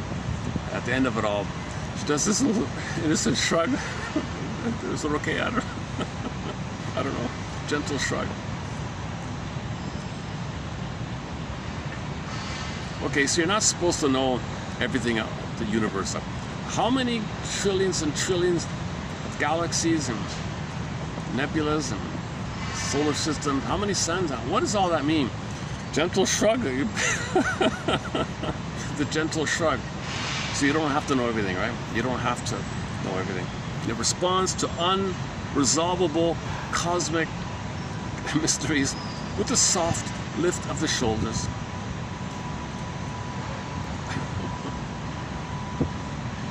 The gravity tester.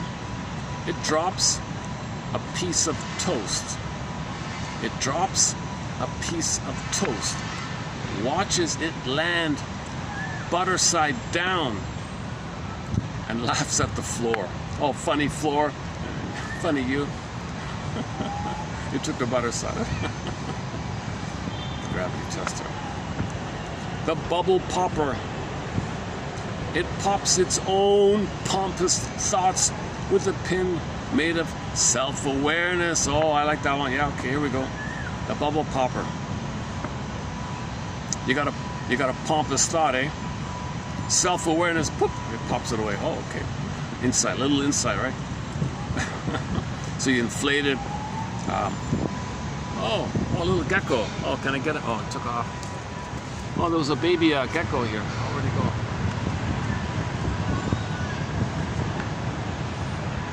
Oh, no, I missed it. Oh, one of those baby geckos. They crawl around.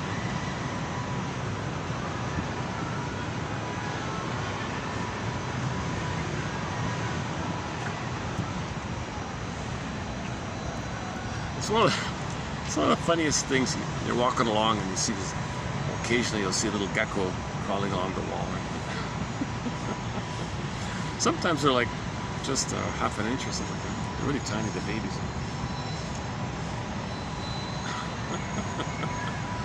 Boy, they're funny looking. The cosmic tourist. It takes a snapshot of a meltdown and mails it to the Department of Irony. The cosmic tourist.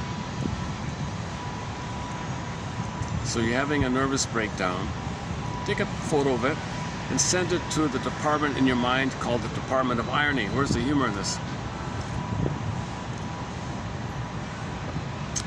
The quiet engine. The quiet engine, it hums along the highway of life without vibrating the rear view mirror off.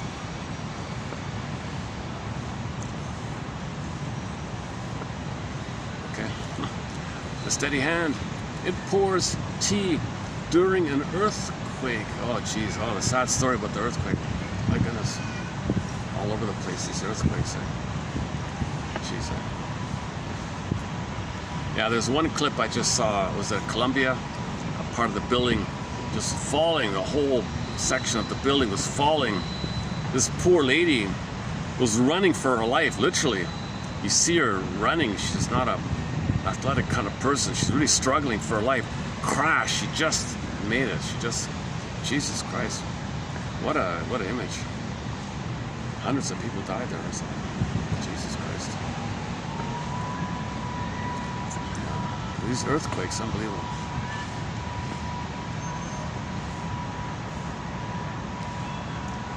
What's this again? The steady hand. It pours tea during an earthquake and misses the cup by only 0.5 millimeter. What? What's this? The steady hand. It pours tea during an earthquake and misses the cup by only 0.5 millimeter. Okay, so if things are shaky in your life, you're still pouring the tea, but if you miss, just barely. Okay. Next one here. The well-worn path. Oh, okay, here's a good one. The well-worn path. It walks through its own neuroses without getting lost in the brush anymore. So you can reflect on your old dysfunction and you're not going to get lost. Yeah, I saw that. Yeah, I've been there, done that. Yeah, okay. Yeah, I eat pints of ice cream all the time or whatever. Yeah, okay, I don't do that. The well-worn path. It walks through its own neuroses without getting lost in the brush anymore. Last one here. The smiling anchor. The smiling anchor. It rests at the bottom of the deep ocean and entirely still while the surface waves crash and play. Okay, so a personal anchor. So you have your sense of self and you allow the feelings, right? That's the anchor idea. Okay, that's it, eh? Yeah, I'll admit this second one, I prefer the first route, the longer ones. These are the shorter ones. But they were both meant to be sort of humorous descriptions of a healthy mind. Right? Well, let's see if this will read through here. It begins with the quiet. It begins with your id asks for a third slice of chocolate cake, and your ego negotiates it down to a second slice plus a brisk walk, leaving both parties slightly dissatisfied. Okay, it begins with the quiet doormat. Let's see if it reads out. The quiet doorman, it checks IDs at the gate of consciousness without starting a bar fight. The traffic cop, it directs the flow of conversation without demanding to be the only car on the road. The open window, it lets fresh air and strange opinions blow through without catching a cold. The bad singer, it can belt out a tune off key at a campfire and smile when the dogs howl. The curious tourist, it visits someone else's weird worldview with a camera and a polite nod. The quiet roommate, it does not scream when the ID leaves dirty socks on the coffee table. The non-debater, it knows winning an argument with a pigeon leaves both covered in feathers. The light baggage handler, it travels through group dynamics without packing 6 trunks of resentment.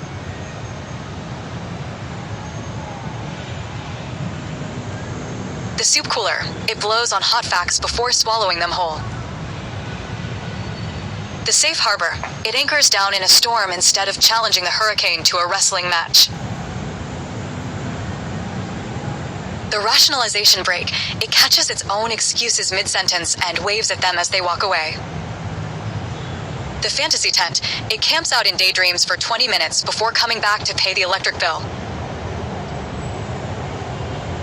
The smart shopper, it buys joy in bulk when it's on sale and rations the misery. The balanced diet, it feeds the superego a carrot and the idea a small square of dark chocolate. The playful puppy, it chases a tennis ball of an idea without needing to conquer the lawn. The curated museum, it displays its past traumas behind velvet ropes instead of letting them run wild. The libidinal plumber, it unclogs blocked passions so they flow into hobbies instead of headaches. The future tenant, it visits tomorrow as a guest house rather than a demolition site. The childhood archaeologist, it digs up old sandbox wounds with a tiny plastic shovel, not a backhoe. The interchangeable hat, it wears the hat of a fool as easily as the hat of a scholar. The muddy boots, it walks through life knowing shoes get dirty, and that's what washing is for. The invisible tattoo, it carries its values etched in the skin of actions, not shouted through a megaphone. The backpack of being, it carries its identity like a light nylon day pack instead of an iron lung. The toll booth, it charges a fair price in peace and quiet before letting drama enter the highway. The polite red light, it stops itself from intruding without needing a traffic cop to whistle. The firm anchor, it drops into the seabed of conviction without dragging the whole dock along. The gentle shrug, it responds to unresolvable cosmic absurdity with a soft lift of the shoulders.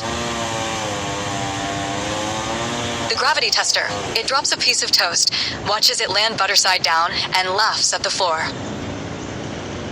The bubble popper, it pops its own pompous thoughts with a pin made of self-awareness. The cosmic tourist, it takes a snapshot of a meltdown and mails it to the Department of Irony. The feather duster, it brushes the dust of self-importance off the furniture of the mind. The quiet engine, it hums along the highway of life without vibrating the rearview mirror off. The steady hand, it pours tea during an earthquake and misses the cup by only 0.5 millimeter. The well-worn path, it walks through its own neuroses without getting lost in the brush anymore. The smiling anchor, it rests at the bottom of the deep ocean, entirely still, while the surface waves crash and play. TQ 3383.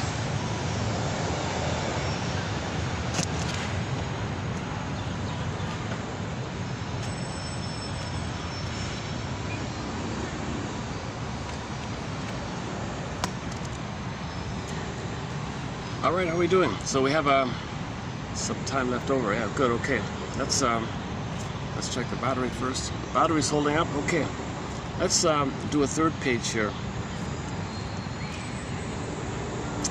So did you find between the two pages? Did you find 5? Did you find 5 metaphors of a healthy mind? That's.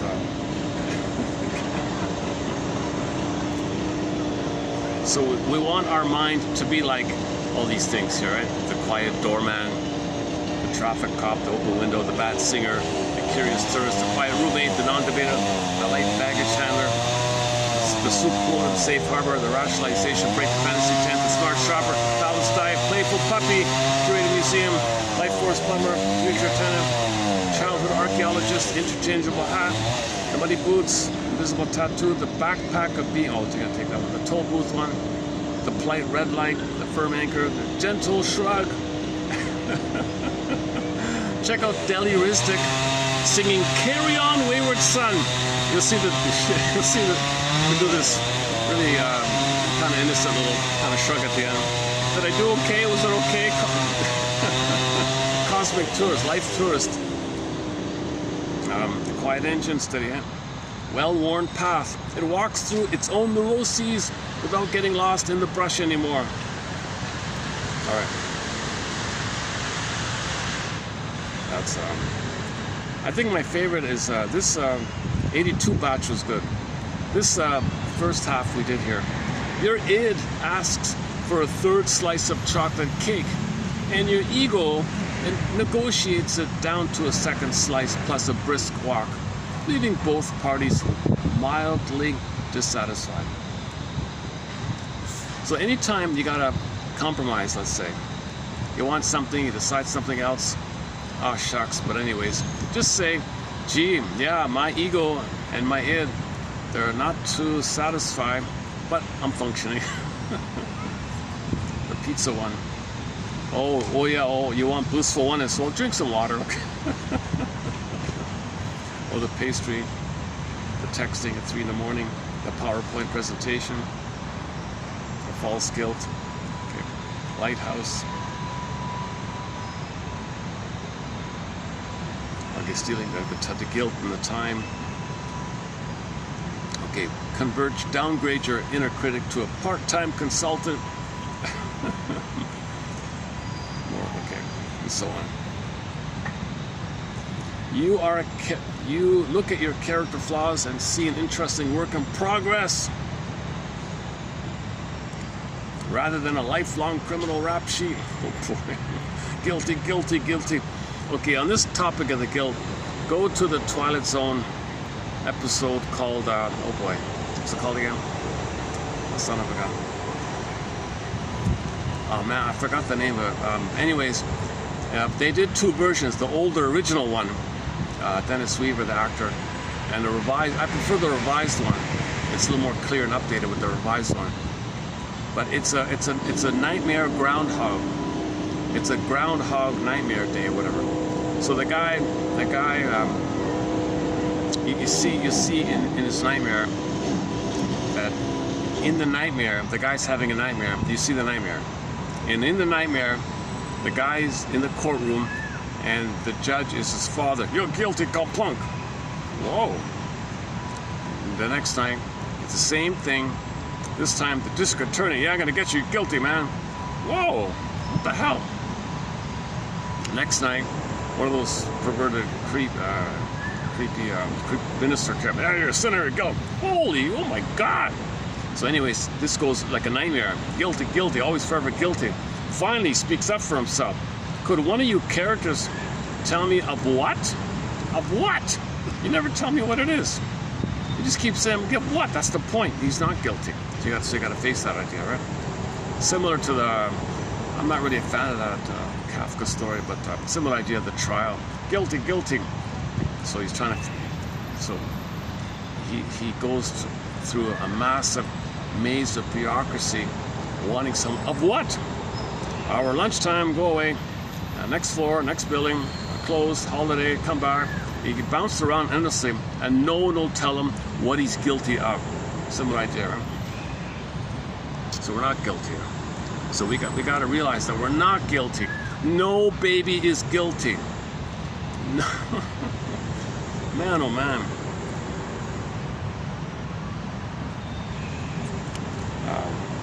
Projection, yeah. If you realize your projection, you can be more peace. Sublimation. Okay, clean the kitchen floor. Fracture formation. Okay, either or. Passive aggressiveness. Then accused aggressor.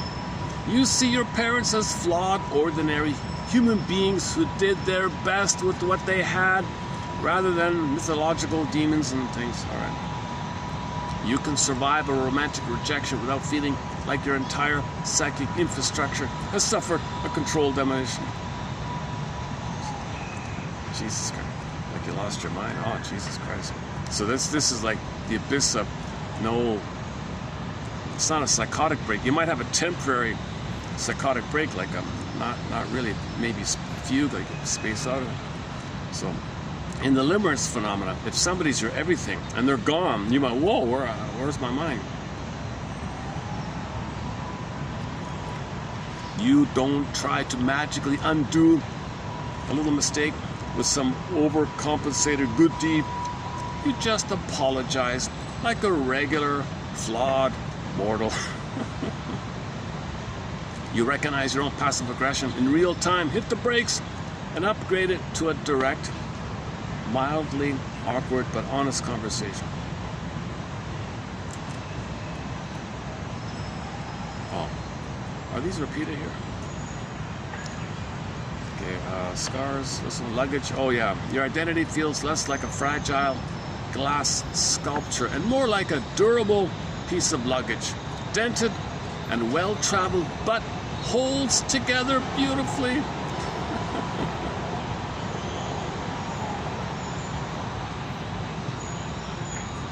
Okay. Oh, the mirror. You don't expect a standing ovation. Okay. Your life script isn't a rigid tragedy written entirely by your childhood. It is a living document. Okay, your life script is a living document. It can be updated. Open to collaborative editing and updating. That's the key one, right? So you can develop. In severe trauma, people rigidly, stubbornly stay the same old their whole life. They don't realize it could be updated.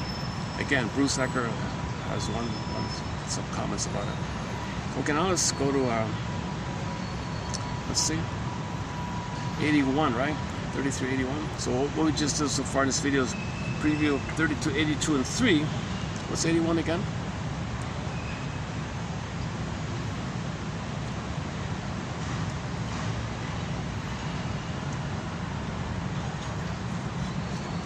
Let me just read them.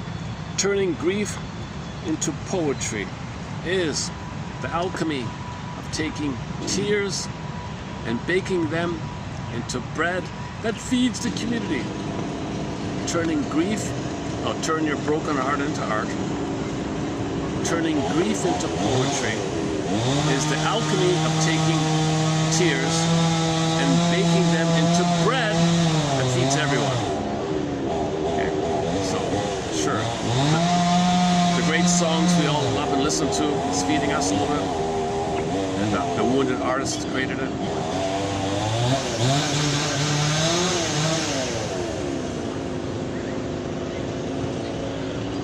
Or the healthy artist created it.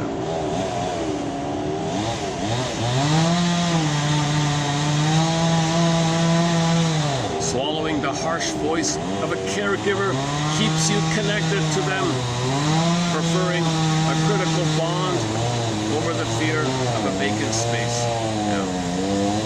Interjection. To have the connection, the condition is you say to yourself the things she said to you. That's your connection to her, that's her voice with you, having a mother in your mind like that. That's the goal. And children would do that rather than have no mother.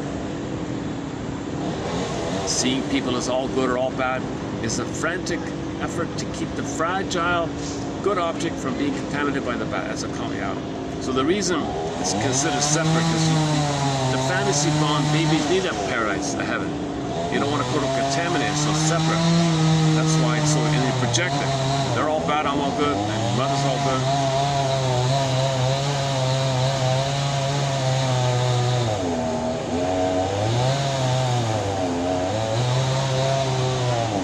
Can you still hear me, or is the sound louder? It's funny about my phone. It'll pick up that noise louder than my speaking, right? Like it's way over there, but it's louder than my talking. Let me speak a little louder here. Doing something self-sabotaging is the body's way of speaking the sentence that the conscious mind cannot yet bear to articulate. Yeah, body speaking through the body. Your symptoms are communicating your cry and anger to the mother for not meeting your needs. Your symptoms are the pain of that cry. It's a communication that reveals, conceals. You're crying to the mother, rebounded in. Anger to the mother, rebounded in. Goes to the symptom. The symptom, you didn't have words for it, so the body's speaking. The body's bearing the burden. The body's telling a story. Every body, 2 words, every body tells a story. A neurotic symptom is a brilliant architectural compromise, satisfying an ancient wish while simultaneously obeying a strict prohibition. Okay, so this is the gratitude we give ourselves for bending ourselves into a pretzel, to hold ourselves, protect ourselves, to placate the mother, to buffer ourselves, to do what the mother wants. We got to protect ourselves, but we're neurotic, so we got to thank ourselves for adapting to a neurotic mother. Changing the subject when it hurts is a wise gatekeeper saying, not yet, the road is too steep today, let us walk in the meadow. Okay, yeah, so I have some respect for people who don't want to talk about serious things. They want to stay in the meadow today. Let's stay in the meadow today. Okay. Changing the subject when it hurts. Okay. So if you need to change the subject, that means too much pain. So that's the wise gatekeeper saying, no, that's too much. Let's just stay in the meadow for a while. All right. The imposter syndrome, feeling like a fraud, is a humble recognition that the mask you wear to the world is separate from the fragile child inside. Okay, if you're successful from a pseudo self, as if self, fake self, imposter self, okay, with persona, mask, you feel like a fraud, imposter syndrome. One way of saying it. It's not success from the expression of the real self, it's a defensive self, and your success by the defensive self, I don't know why, I feel like a fraud. Okay. Feeling alone in a crowded room is an internal loyalty badge to a childhood where your true self had no conversational partner. Again, feeling alone in a crowded room is an internal loyalty badge to a childhood where your true self had no conversational partner. Yeah, and so many children don't get a chance to have a conversation with anybody. All right. Fixing everyone else is an outward projection of the tender ministrations you wish someone would hand to your own exhausted spirit. Okay, so you're trying to give yourself the love you want. Berger calls a positive magic gesture. You're trying to say to your mother, see mother, this is what I want. You see how nice I am to strangers? That's what I wanted from you. I'm showing you, I'm demonstrating, I'm trying to communicate. This is what I wanted. I'm so nice, I'm so generous and giving to everybody. You were so stingy and cold and harsh. I'm telling you what I wanted. So positive magic gesture is saying what you wanted. Negative magic gesture is saying what you didn't want. Treating others badly. I didn't want this. Okay, Berger. Mocking, romance, or warmth is a broken-hearted poet wrapping barbed wire around the treasure chest to keep it from being looted. Okay, I'm still going up. Mocking romance, tenderness, affection, sweetness, mocking intimacy is a broken-hearted person or poet wrapping barbed wire around the treasure chest to keep it from being looted. Okay, you're protected. So cynicism. Okay, back off. I'm protecting myself. Barbed wire over my wounded. I was already looted. I don't want to be looted again. Mother looted me. I don't want to do it again. So push people away, right? Okay. Pulling away right when things get close to an old survival reflex, whispering that closeness has historically led to sudden heartbreak. Okay, pulling away right when things get close is so triggered. Back off, right? You leave, you escape, right? That's a reflex, survival reflex, telling you that in the history of your childhood, that closeness led to heartbreak. Simple fight or flight stress response. Baby wanted love, pain, flight.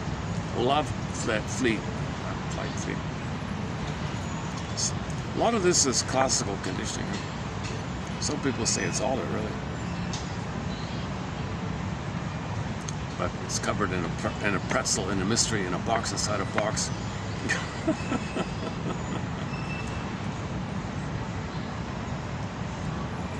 Putting someone on a pedestal is an attempt to borrow their strength until you feel safe enough to inhabit your own power.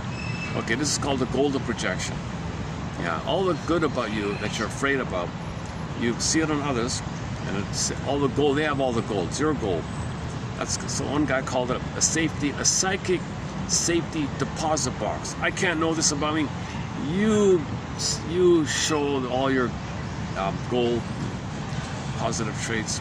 I'm gonna admire that, and see it like that for safekeeping. Then Robert Blythe says, "Can I have it back?" Of course, it was always yours, right? It was always yours. Gold of projection.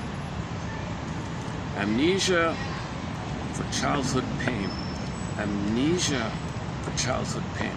Forgetting early years is a compassionate shield, keeping your developing heart safe from truths it could not survive. Yeah. Okay. Yeah, that's a good one. Okay, this one's good.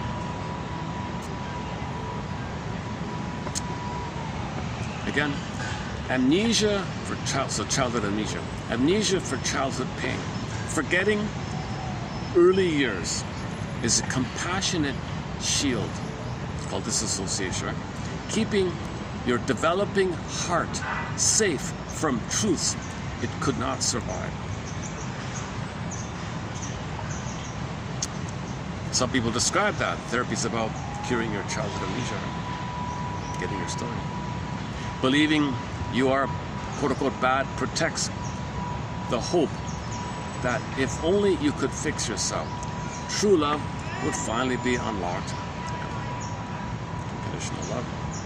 Feeling overly responsible for everyone's feelings keeps you bonded in an ancient loop of trying to save the family dynamic. Family systems theory. You played a role to keep the family together, and you're still playing that role your whole life, trying to keep the family together in your mind.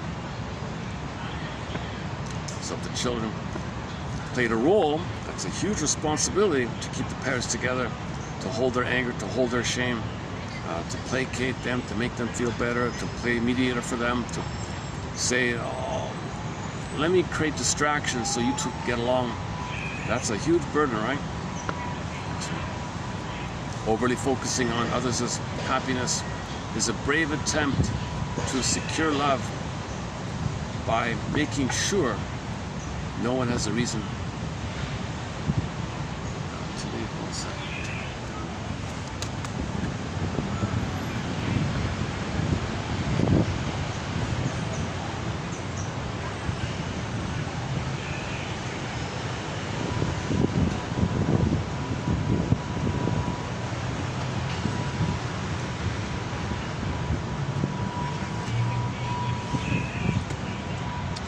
Missed that one. Let's do it again. Overly focusing on others' happiness is a brave attempt to secure love by making sure no one has a reason to leave. Okay. Striving for flawlessness is a desperate, tender bid to guarantee that you will forever be too precious to abandon. Okay, it's perfectionism. Right?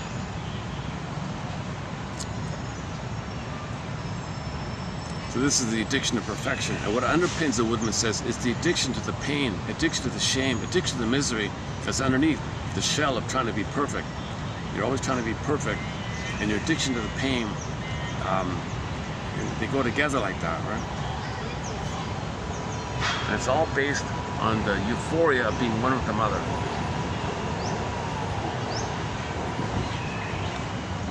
So she'll accept you and love you in return. Isn't it bittersweet? Neurosis is waiting your whole life for the mother in your mind to love you. Isn't it bittersweet? Give thee all hope for a better childhood past by admitting the painful truth that she was impaired and she had no sense of self to love the baby.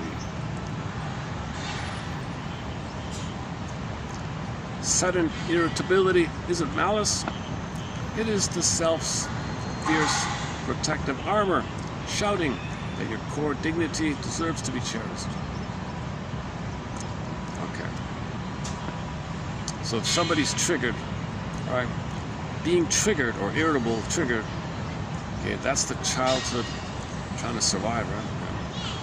A heavy, lingering sadness is an internal sanctuary where a part of you refuses to let go of a love that was lost or never even received or fully received.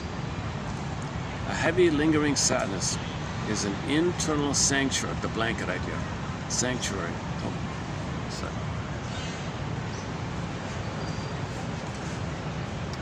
Try not to get people on the camera sometimes. It's bound to happen here. Actually, to my surprise, the spot worked out okay today. Here, I don't usually come to this side. I'm usually on the other side. Who cares?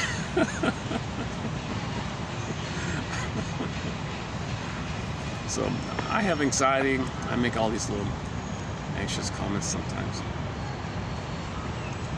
Stalling on a task is a gentle, unconscious pause, letting your overwhelmed nervous system catch its breath before facing demands. It's a little empathy for yourself, right? I think these are all in the area of empathy, right? Striving for flawlessness is a desperate, tender bid to guarantee that you will forever be too precious to abandon. Oh, we did this one. All right. Amnesia. Oh, amnesia. Oh. I lost my spot here. Oh, because I was scrolling up, then I started, I was doing things backwards. I started from the bottom this time. Let's start from the top. Your chronic anxiety is a loyal sentinel, working overtime to guard a tender, wounded inner child from ever feeling helpless again. Yeah.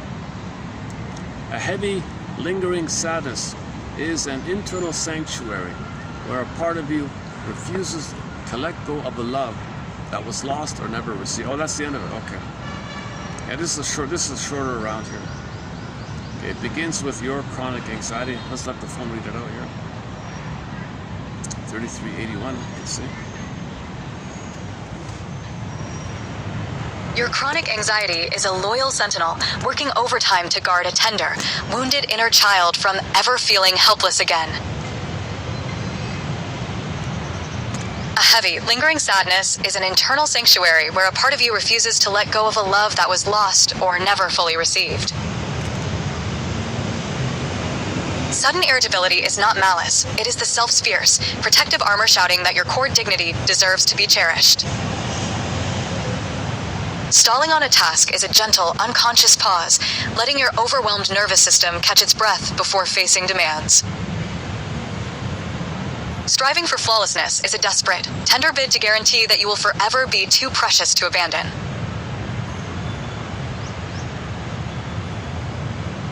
Over-focusing on others' happiness is a brave attempt to secure love by making sure no one has a reason to leave. Feeling overly responsible for everyone's feelings keeps you bonded in an ancient loop of trying to save the family dynamic. Believing you are bad protects the pure hope that if only you could fix yourself, true love would finally be unlocked. Amnesia for childhood pain, forgetting early years, is a compassionate shield, keeping your developing heart safe from truths it could not survive. Putting someone on a pedestal is an attempt to borrow their strength until you feel safe enough to inhabit your own power. Pulling away right when things get close is an old survival reflex whispering that closeness has historically led to sudden heartbreak. Mocking romance or warmth is a broken-hearted poet wrapping barbed wire around a treasure chest to keep it from being looted. Fixing everyone else is an outward projection of the tender ministrations you wish someone would hand to your own exhausted spirit. Feeling alone in a crowded room is an internal loyalty badge to a childhood where your true self had no conversational partner. The imposter syndrome, feeling like a fraud, is a humble recognition that the mask you wear to the world is separate from the fragile child inside. Changing the subject when it hurts is a wise gatekeeper saying, "Not yet, the road is too steep today, let us walk in the meadow." A neurotic symptom is a brilliant architectural compromise, satisfying an ancient wish while simultaneously obeying a strict prohibition. Doing something self-sabotaging is the body's way of speaking the sentence that the conscious mind cannot yet bear to articulate. Seeing people as all good or all bad is a frantic effort to keep the fragile, good object from being contaminated by the bad. Swallowing the harsh voice of a caregiver keeps you connected to them, preferring a critical bond over the terror of a vacant space. Turning grief into poetry is the alchemy of taking tears and baking them into bread that feeds the community. AI Trung Quốc 3381.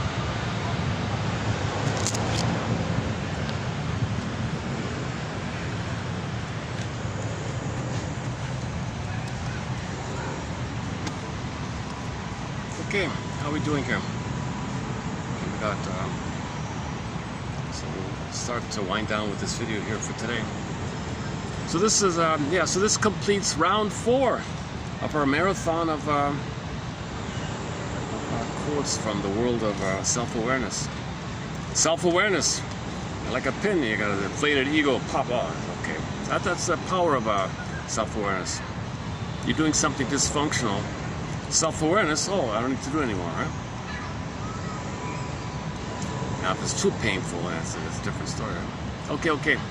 I gotta not ramble on.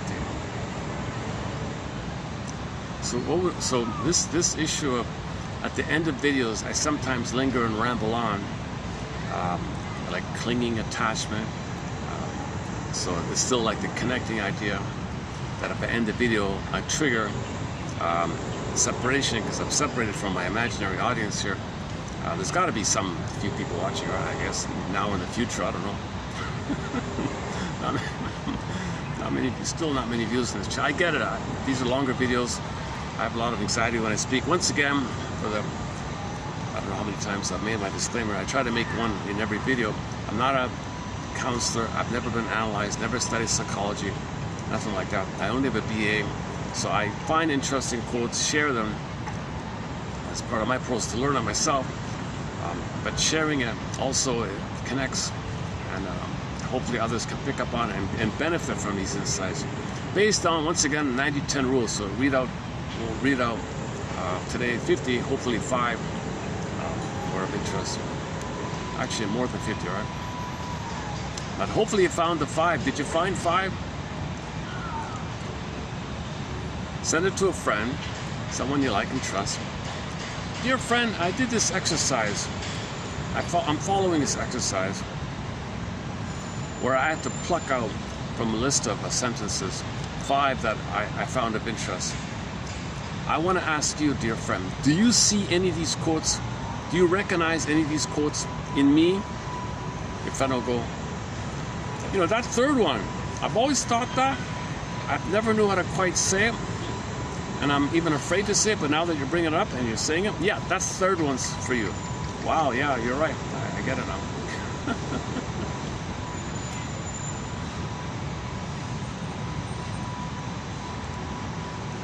What was that one from yesterday?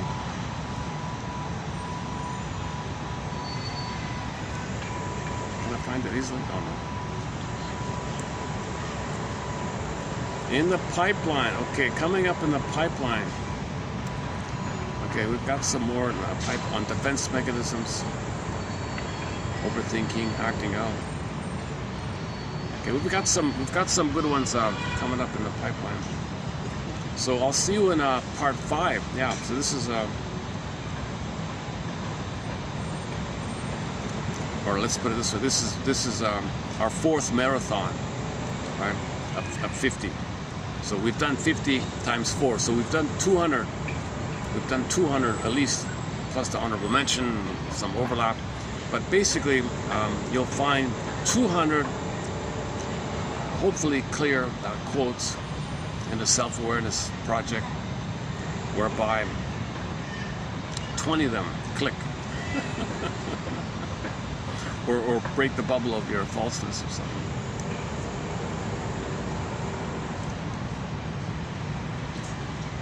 Yeah.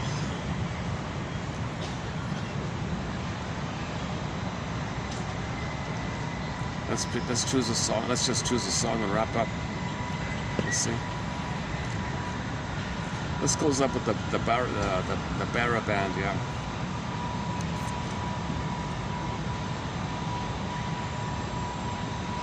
Oh, Nyanka Bell. Yeah, we played her before. Nyanka Bell. We have 3 songs from Nyanka Bell from the Ivory Coast. Yeah.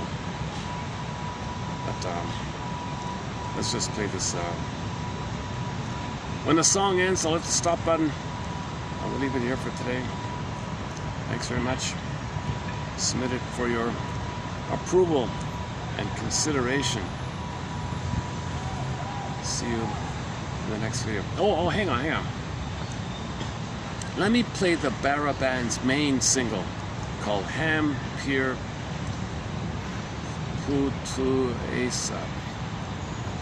Putuasa, something like that. This is their main hit, this Barra Band. It's like it's a printed official single, that kind of thing. It's a slow, melodic love song, I think.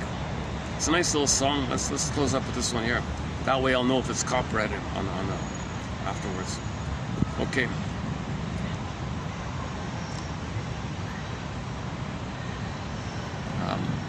Just point to the clouds, or should I point it that way or something?